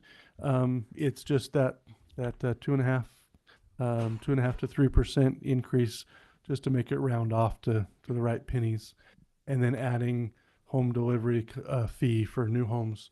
We just hadn't had that fee on our list. So anyway, that is the extent of the changes. Okay. So I will entertain a motion. I'll make a motion to adopt the Providence City fee schedule. Okay, do I have a second? I'll second. Okay, we have a second. Any further discussion? All in favor? Aye. Did I need to list the name of the resolution in my motion, or is that okay with what I said? I think you're I think it's okay. okay. The first time. Okay. Thank you. All right, Okay. Now. Now I can step you- down. now you can I was step just down. nervous about that. I'm sorry. Okay, we're gonna take a look at item number 6. The Southwest Sewer Lift Station bid award and reimbursement. The Providence City Council will review, discuss, and may take action on developments regarding the Southwest Sewer Lift Station. Take a report from Ryan. Yeah. As you might recall, we entered an agreement a while ago. It's been a while ago, with Blackstone, or their parent company, and the name's lost me. North Atlantic Imports. So we agreed as a to work together and to kind of cost share. What has happened in this process is as we have identified different little change here or there and kind of valued engineered this as we got it. The initial bid came as a fairly high number and kind of a surprise. And we went to look to see, well, okay, what can we do to modify this or change that? Originally, it was a 240 horsepower pump, an 8-inch force main back to the city sewer line there by the bank, by Zions Bank, and a 30-foot deep wet well. We went through and said, well, what can we do? We got another design that went much smaller, 7 horsepower pump, 21 feet deep and 4 foot. And we thought, well, that's not really enough to provide all of the expected need. It might provide our master plan.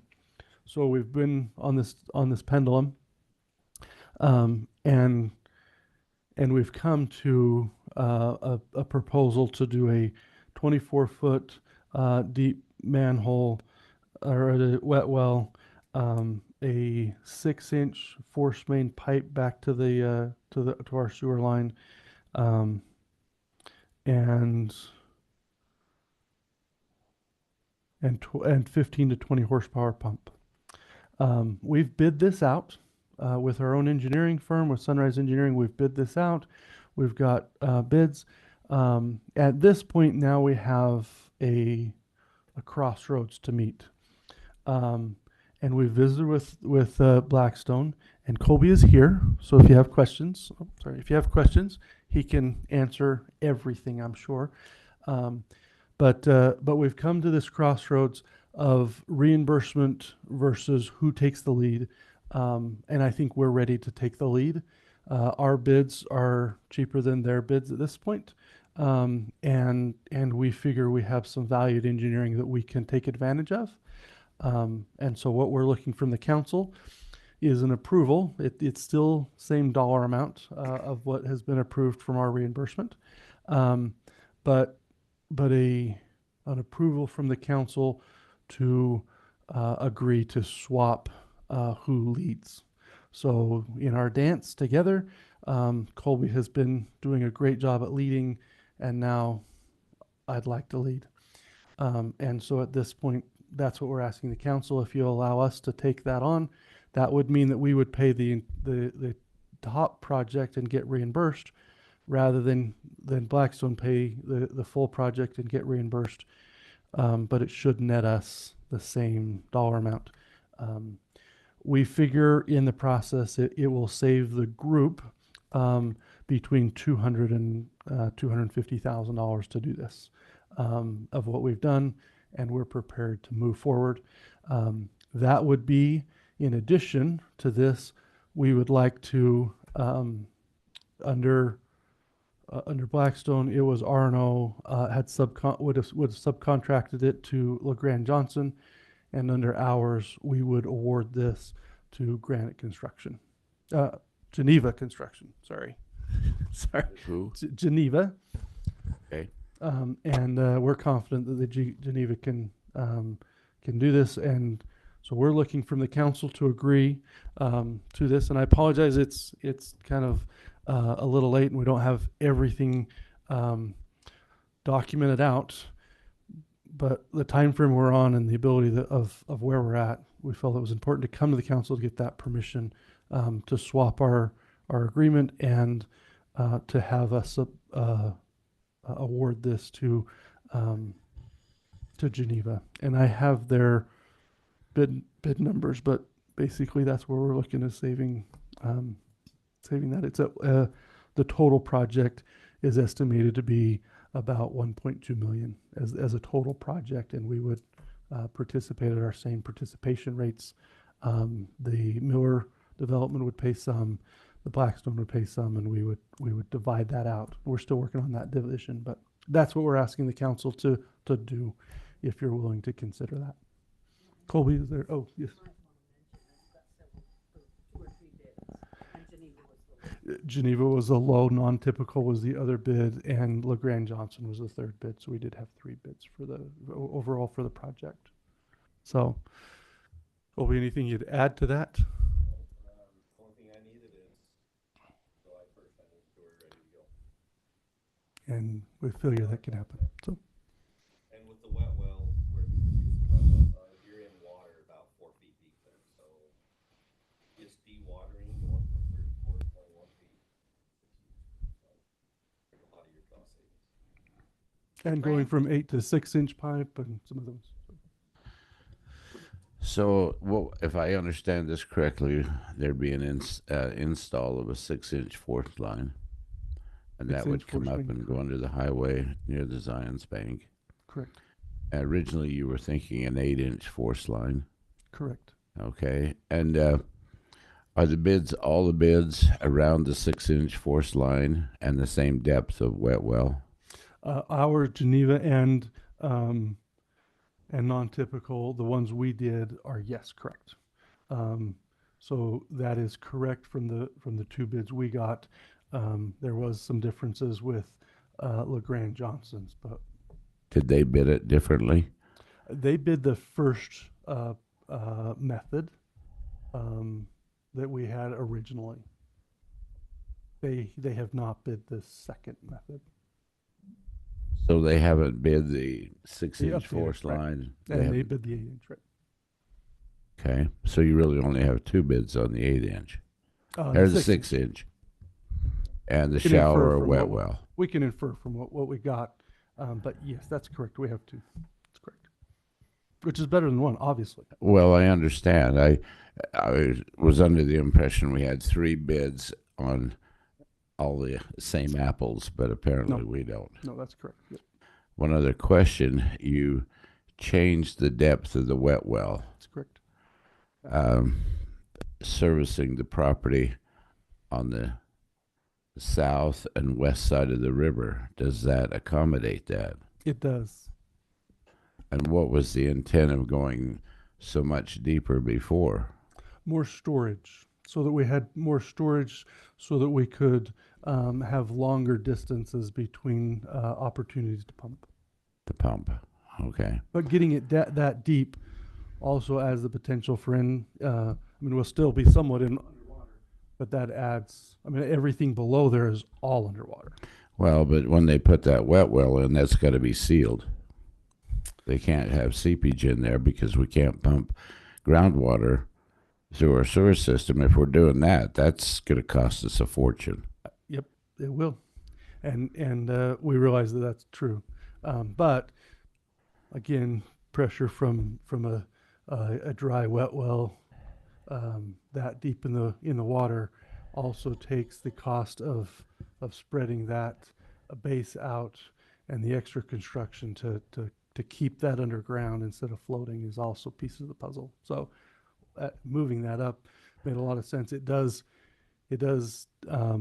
have us kick on at a little bit more frequency. Obviously, we can't store all that up, but we don't want to store that up for a long period of time because it'll go septic and it'll be problems. So at that point, it has been engineered by Sunrise to have that. Their engineer, AWA, engineered it at a 21 feet depth and said, a lot of that could be, I think at 30 plus was a bit of an over design, and our two other engineering firms that came to weigh in agreed to the same point. What's the diameter of the wet well? I think it's a 10-foot diameter wet well. What was the other one going to be? So why can't we put a 13 in and still have more capacity to collect sewage before we pump? You sure it was 13? I thought they were both 10. I think they were both 10. I'm gonna guess they were both 10 because I think that was the width of a semi truck that could haul them. And would that be worth it? So you're limited by the transporting of the base of the wet well and the pipe.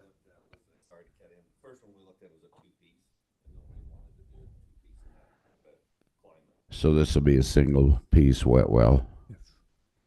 Well, if we need additional capacity, we believe we can set a second wet well and tie it in if we need the extra capacity. But at this point, we're expecting the capacity of Blackstone, and then as development occurs, will grow. But when we need additional capacity, it is possible for us to add a wet well onto and connect it to this. So we do think there is ability for additional capacity, both in increasing pumps, because our power equipment will allow us to go from the 15 up to the 40 horsepower. And it wouldn't allow us to go down to 7 because that's too little of amount for those motors to run. But this would allow us to have that upsize, and if we ever needed to, we could increase an adjacent wet well. But we think for the next 20 plus years, what we have will be sufficient for what that expectation is. And certainly that's what was weighed out in the master plan. Do we have to pay for power extension to get to the wet well? Yes. And will that be 3-phase? Yes. And the other question I have is, we bought a generator to support the other wet wells we had. Is the generator we have sufficient to operate this wet well in an emergency? I don't have the answer to that question. I apologize. I did not prepare for that question. Okay. I can get it to you. That's an important thing because we have to have one. Have to have a generator. We We realize that we have to have a generator at this, but we don't necessarily have to have that generator through Geneva or No, not through this company. So at Either that point, company.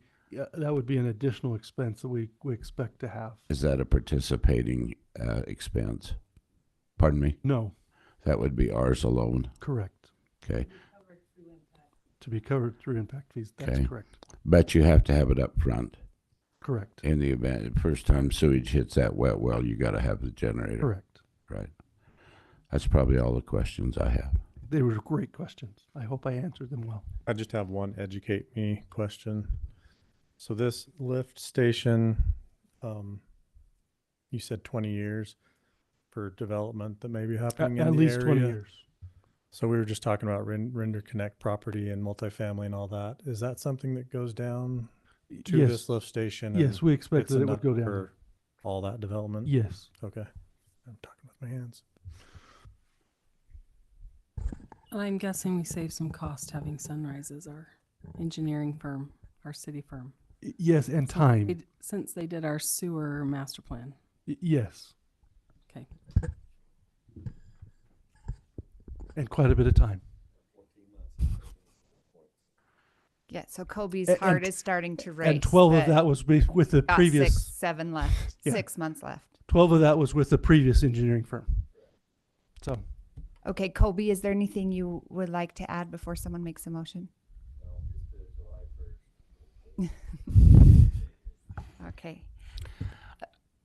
Yeah, there's one other thing that I've been thinking of, and it's not specific to this item on the agenda, but it is. And that is just the general plan. And I was skimming through it today and looking through the maps and pictures and how things have changed in the last 5.5, 6 years. And we've got nothing for the west side. And so, you know, do the developments coming, do we need to open the general plan for the west side, or do we need to just work on a general plan for the west side? What's the time, what's the right timing of that? That's a great question. That's a kind of a chicken and the egg. Right? And Not certainly. meant to be a trick question. Nope. I'll try to work to get an answer. So to be clear, you are right in that the general plan doesn't specify where roads, or where the sewer line would actually run. It doesn't have that specifically itemized out. That is accurate. It was expected, and if you look through the sewer master plan, the volume and the expected volume and need of the area was included, or was somewhat expected in the sewer master plan. So as we progressed in plans, the volume and we do have plans for that to come in. What we didn't have is a set determined route. We looked at, when that general plan was there, we looked to the west side, and at that point, some parts of that hadn't been annexed in. That's occurred after. So we don't generally master plan for areas that aren't. We'll master plan, or we'll expect that they'll come, but not exactly what we want to see there. The question comes as the developer can look at this, or the landowners can look at this, and we have two primary landowners on the north, and we have one development on the just south of the road, and then most of the east side of the river, south of the highway, is of the current development. So between those, we have a very few parcels and or very few landowners and that. And so with that, we can either open the plan and dictate where a road and where the sewer line goes, and we could make that plan and draw it out on the map, and we can do that. Or we can work with development like we did with Kent, and that's kind of a replacement of the plan, is saying, all right, you two that are there, you amount for the north, rather than us design the plan of what is going to happen here, we want the two of you to work jointly together so we achieve the interest of the master plan and interest of what those guiding principles would be in it. So rather than define the route, we have forced them to work together in order to basically accomplish that same thing.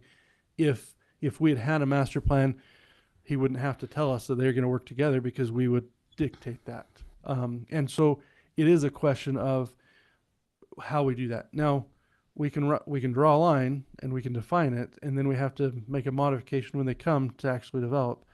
Or we can work as we have and said, you need to make sure that you work together, and if they continue to progress, they can propose where that works as long as they have connectivity, and that connectivity is what we're looking to dictate through the plan.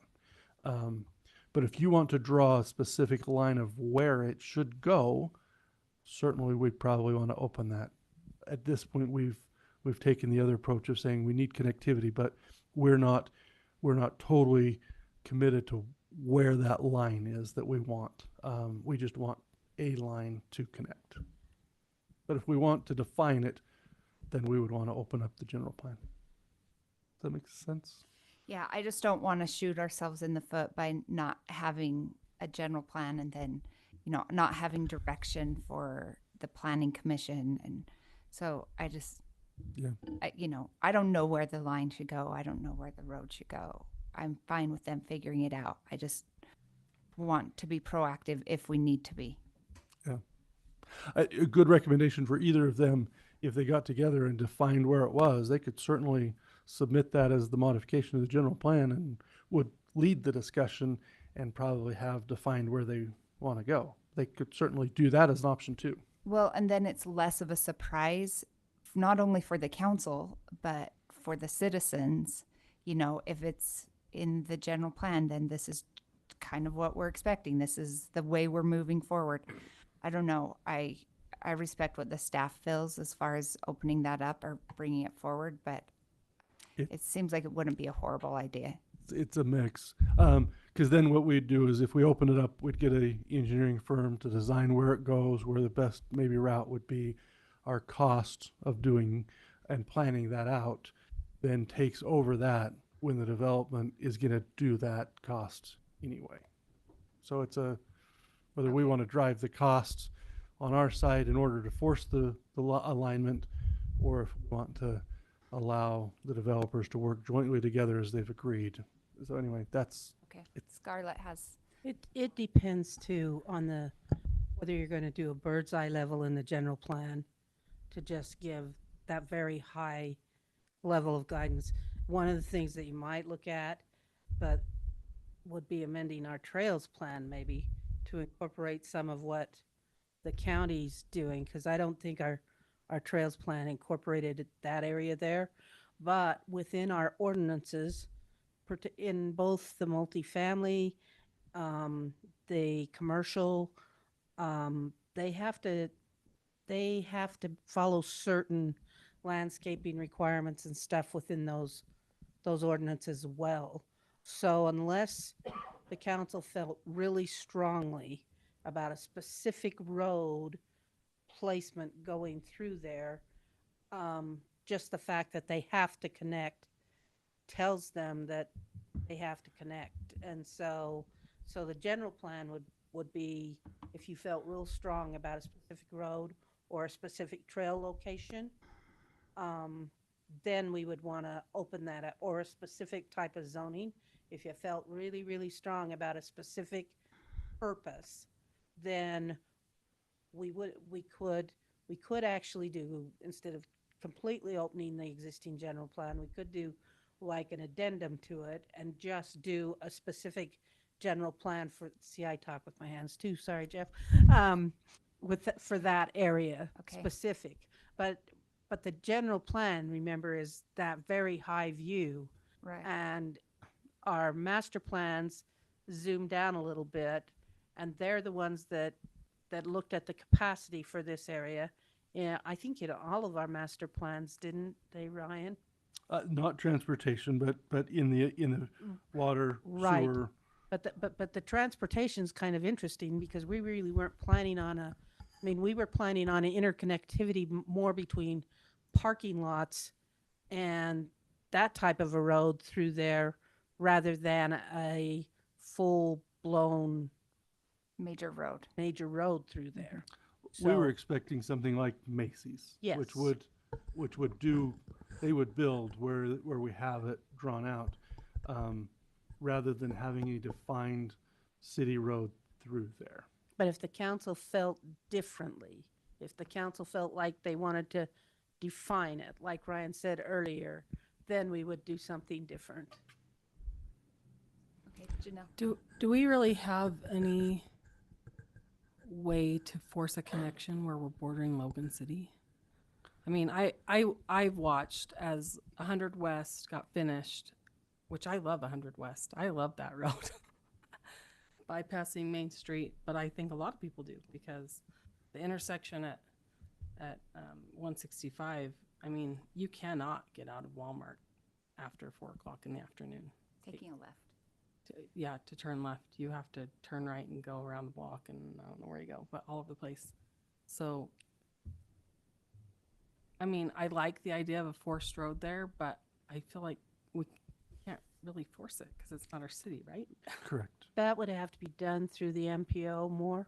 And we actually thought we had that, and we did have that at one point, but the players on the Logan City side have all changed, and their thoughts were different. It was never memorialized. It was more of a, okay, this is what we think we ought to do. And instead of memorializing it in some kind of a document, and now you have a whole different group of folks, and so it wasn't that we didn't think about it and that we haven't thought about it. It's just that the players have changed and don't necessarily remember or agree with what we had thought. We still think it's a good idea, Yes. but we can't force Logan. And the MPO won't force any of them, but it's unfortunate that they're planning to not do that. Okay, let's take a motion. One more Yeah. question. Okay. So, generally, when somebody takes the lead, takes more time, more responsibility. And as I remember, and maybe I'm wrong, but as I remember when we started with the south property, we said we'd spring for boring under the highway. That's correct. And now we take the lead with reviewing contracts and engineering and stuff like that, which takes our time as a city. Is there compensation for that? So a lot of that will be through our engineer. Some of that will be there. And that's a replacement in the cost allocation between R&O, what they were going to do, and what our engineer will do. And we've talked to our engineer, and they've agreed to do it for less. So we'll save costs there. About half the price in that spot, which we're happy about. Using our engineer versus what they were going to use. Yeah, for their project management, yeah. So, Okay, I just want to yes, make sure it's certainly a cost that's in part of the picture, and it weighs in both sides of that. So yes, certainly there's a cost involved to that, and Okay. Okay, motion. Or question, another and question. motion. How about that? So with the switch in the lead, I mean, we'll still get the impact fees back from that whole yeah, west side. right. We'll get the impact fee either way we go. So it really is neutral for us. Fairly neutral for us. I will make a motion that we have the Southwest Sewer Lift Station bid award and reimbursement go to Geneva. Geneva. sorry. So sorry. Geneva Construction, and that Providence City will take the lead on that project. Did I get all that right? Sounds good to me. I'll second it. Okay, all in favor? Aye. Aye. Opposed? None. Thank you. And we'll let Geneva know right away so they can get started, because we want to hit that July 1st deadline just like they do. July 1 is marching forward. Okay. Right. Thank you, Mayor Pro Tem. Good job. Okay, Providence City meetings, events, and holiday schedule. Item number 7, 2025, for what we're going to do in this upcoming year. Alternate. Original and alternate. Thank you. Original and alternate. I could have passed those out. Alternate. So, I think I just got the dagger. you did? Well, this alternate schedule was Is sort of your got a lot idea. of feedback. As staff, we will support both of the versions. We appreciate feedback. Again, we really do appreciate feedback. There is a few modifications and differences. I wasn't going to sell you out. I just, That's letting okay. you know that you'd already seen most of this. And I'm trying to, She's self-reporting. yeah, self-reported. So anyway, some of the differences are, if we go to the back side, you can kind of see the difference fairly well. It defines the historic preservation as a quarterly meeting. They have meetings. They've kind of met more regularly because we've given them a space to have a a meeting each month. The code only calls them out to meet twice a year. And because of some of the things they work on, we kind of thought maybe a quarterly one outline. They can always add a meeting if they need to, and any of them can add any of these things. Any of these commissions or councils can add a meeting as needed. But anyway, so you can see that's one. Holidays, that's the same, just kind of made it bigger to fill the space. They're the same. Planning Commission, instead of twice a month lined out, we've lined out once a month for them. If they need another one, they can certainly add that. But we're asking them to define and meet these ones to schedule that. The city events are same. The city council, there was a modification from the week we're down in St. George. St. George to move that that meeting down a week. So rather than have the meeting in St. George, we would have it the following week. And in November, this is an election year, so we have swapped the city council and the planning commission and swapped them. What's that? We're just talking about the word hate. Oh, Did I see that? no. No. I'm really happy with these modifications. Thank you. So at that point, city council in November swaps with planning commission. So city council will be second Wednesday and planning commission would be the following one.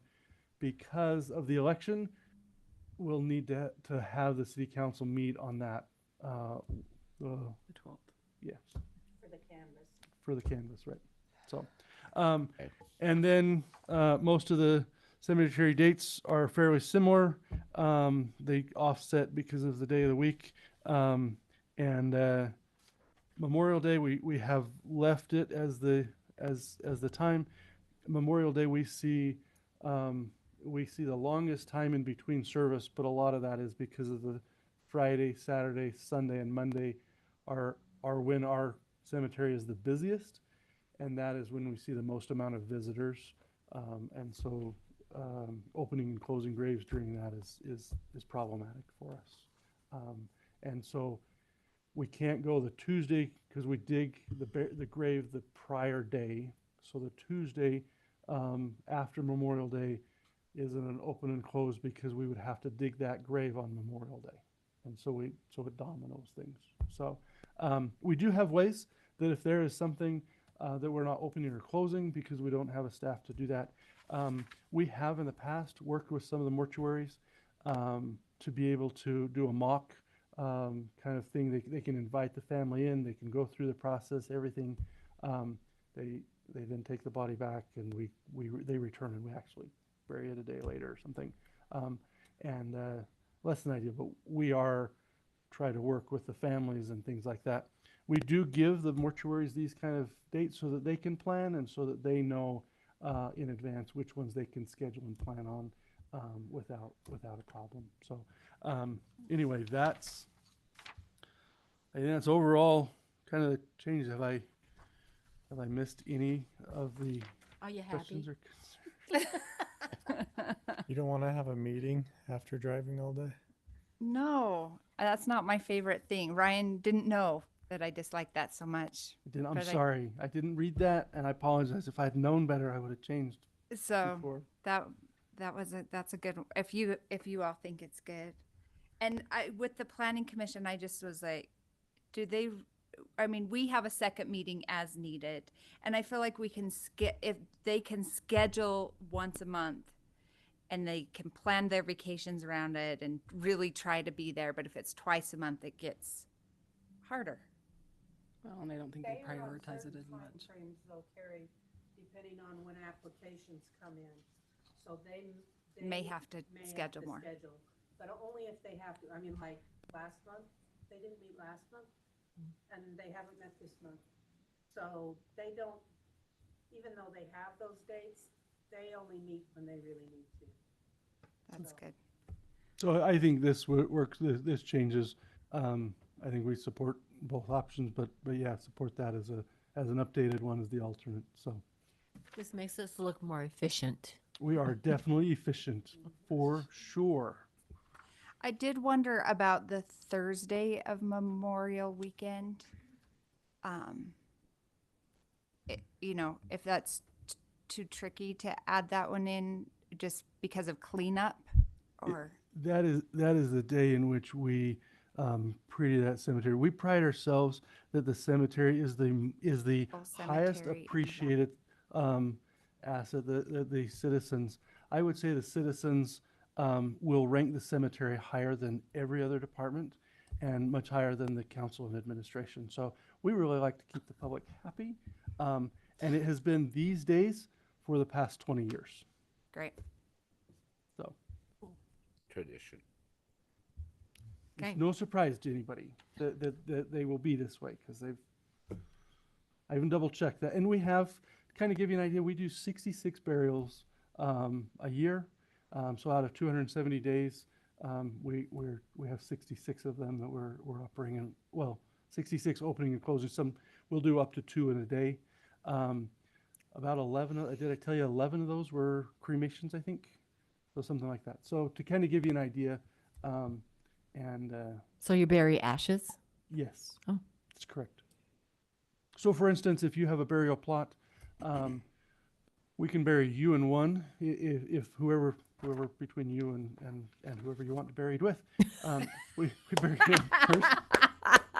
However you want to go. And then the cremation can go on top in a You single sidestepped in a that single one pretty good.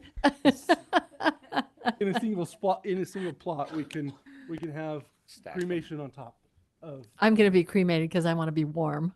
right. I right. don't want to be in the cold ground. So if you already have somebody buried, you don't need a plot for that because you can bury on top of the plot that is already there and it has somebody in it. We will bury you on top of them. So I'll let whoever know that they're the lucky ones, right? I get to be Whoever buried that on might top. be just whatever you want. The cremation No. has to be second, though. Cremation has to be second. Yes, that is true. All right. I'll just tell you, I've learned my eyes are getting old. Between that pink and orange, I was like, is that pink or is that orange? Oh, I'm sorry. Don't worry, it's okay. It's not on you, it's me. I'm gonna have to. We've tried to have as much offset colors, but we only have so many color options. And Can't go too dark because then you No, can't see the then number. I know. It looks But you can nice. look at the number before and the number after. So and then guess. The back. or look at the Look back. at the list, yeah. Anyway, Then I don't have Okay. to know my colors. so So- we would be interested in having approval in the option one or alternate. Alternate has the Carrie's dates. yes. Okay, I'll entertain a motion.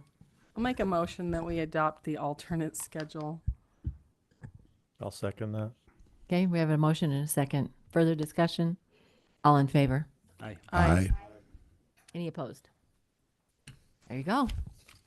Done deal. Pete, You can have this one back.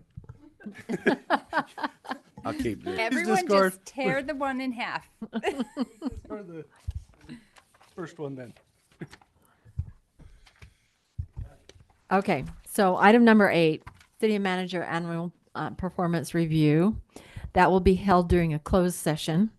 But just so everyone knows what criteria we're looking at, in our codes, we have a section that talks about the city manager and the office being created and appointments and compensation, powers and duties, city council not to interfere with appointments or removals, emergencies, removal of city manager, bond, vacancy, other ordinances. So if you read through that, it gives you kind of what in ordinance we have. But then if you look at the general plan, there's a more detailed list of the things that we value as a city and that we should be working toward. And so as we do a performance review for Ryan, we'll be looking at some of these things and commenting.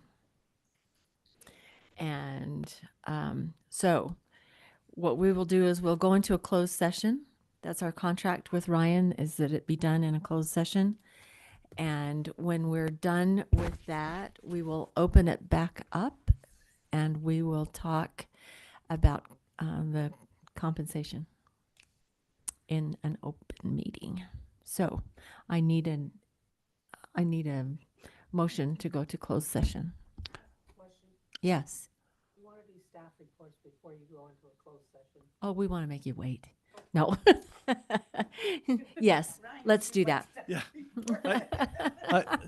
I've intended to do her staff report as part of my report and could incorporate that so she doesn't have to stay. But if she has something she wants to report, I think Awesome. we ought to Let's let do her. it.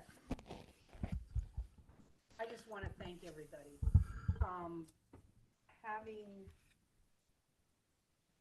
Having had to take some time off, I really do want to thank the council for some of the changes that we've made within our human resources in our personal time off, allowing work from home, remote work, those kind of things. It's really very, very beneficial.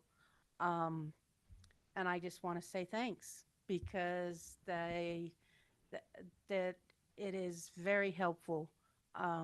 I know we've got another couple of other employees that when they're with smaller children and that remote work and PTO flexibility is just really, really critical. So thank you for that.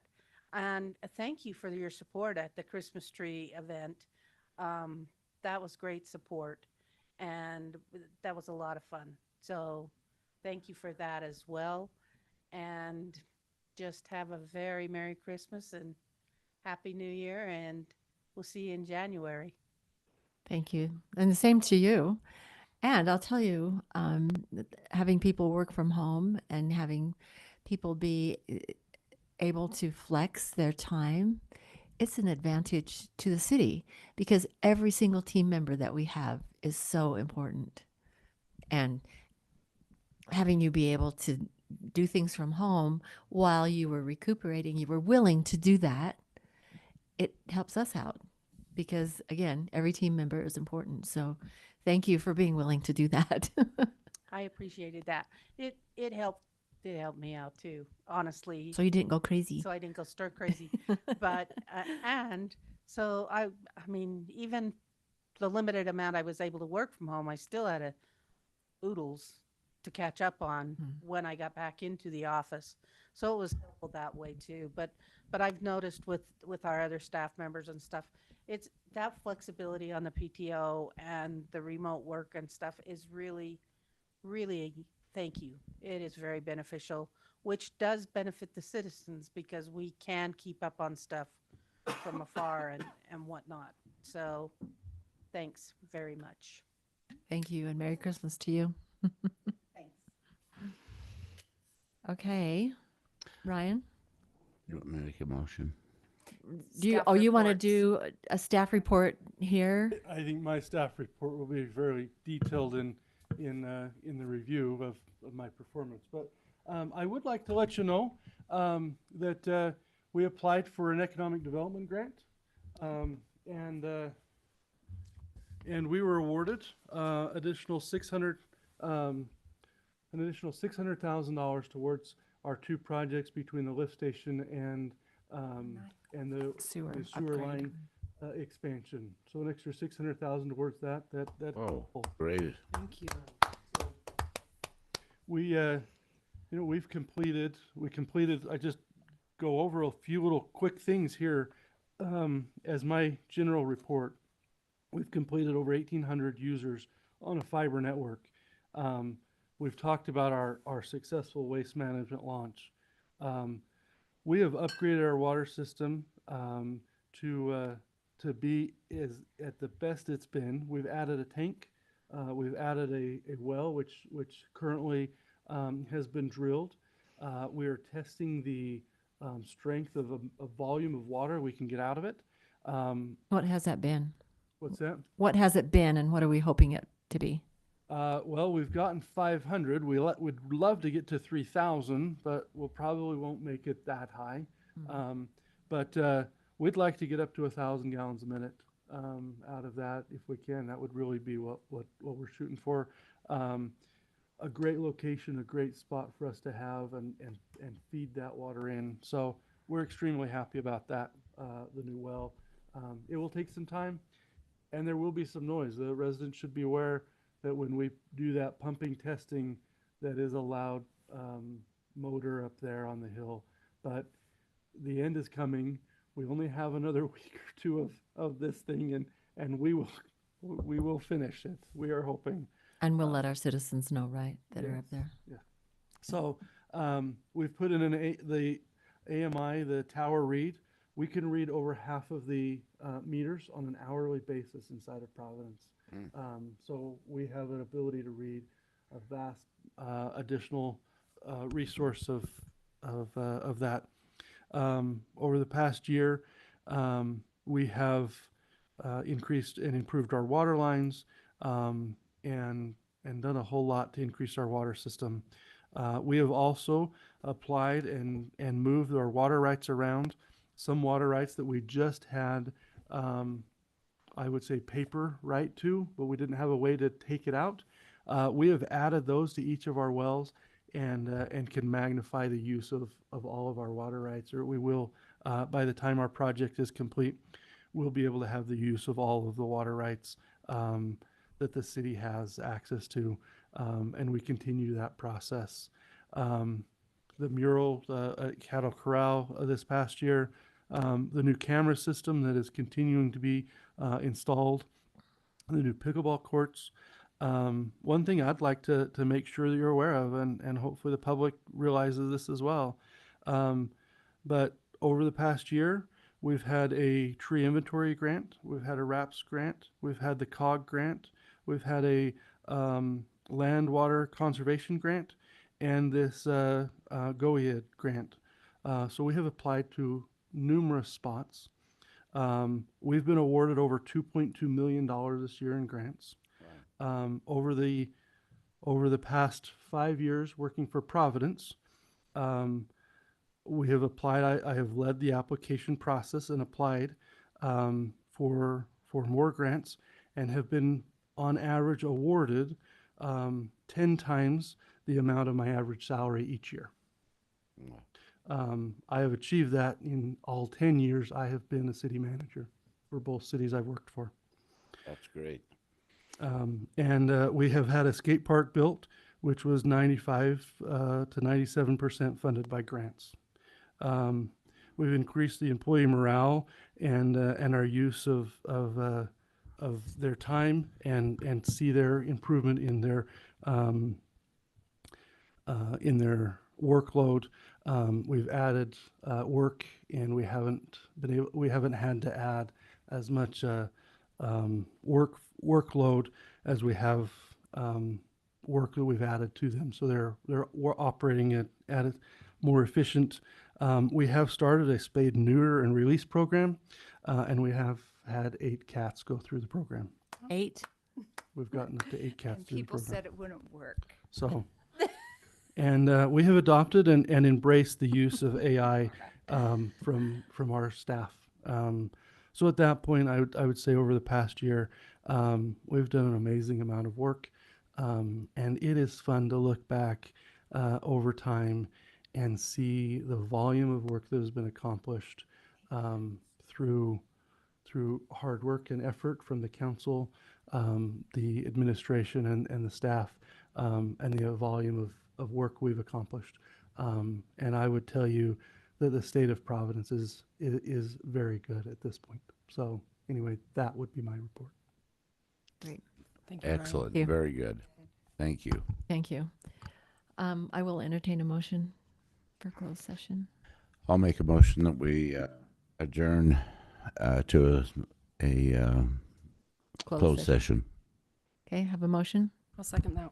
and a second. As you do that, can I clarify that motion just as for the public process? We will need to document in our minutes what the reason for that is. I have 3 reasons. One is my own performance evaluation.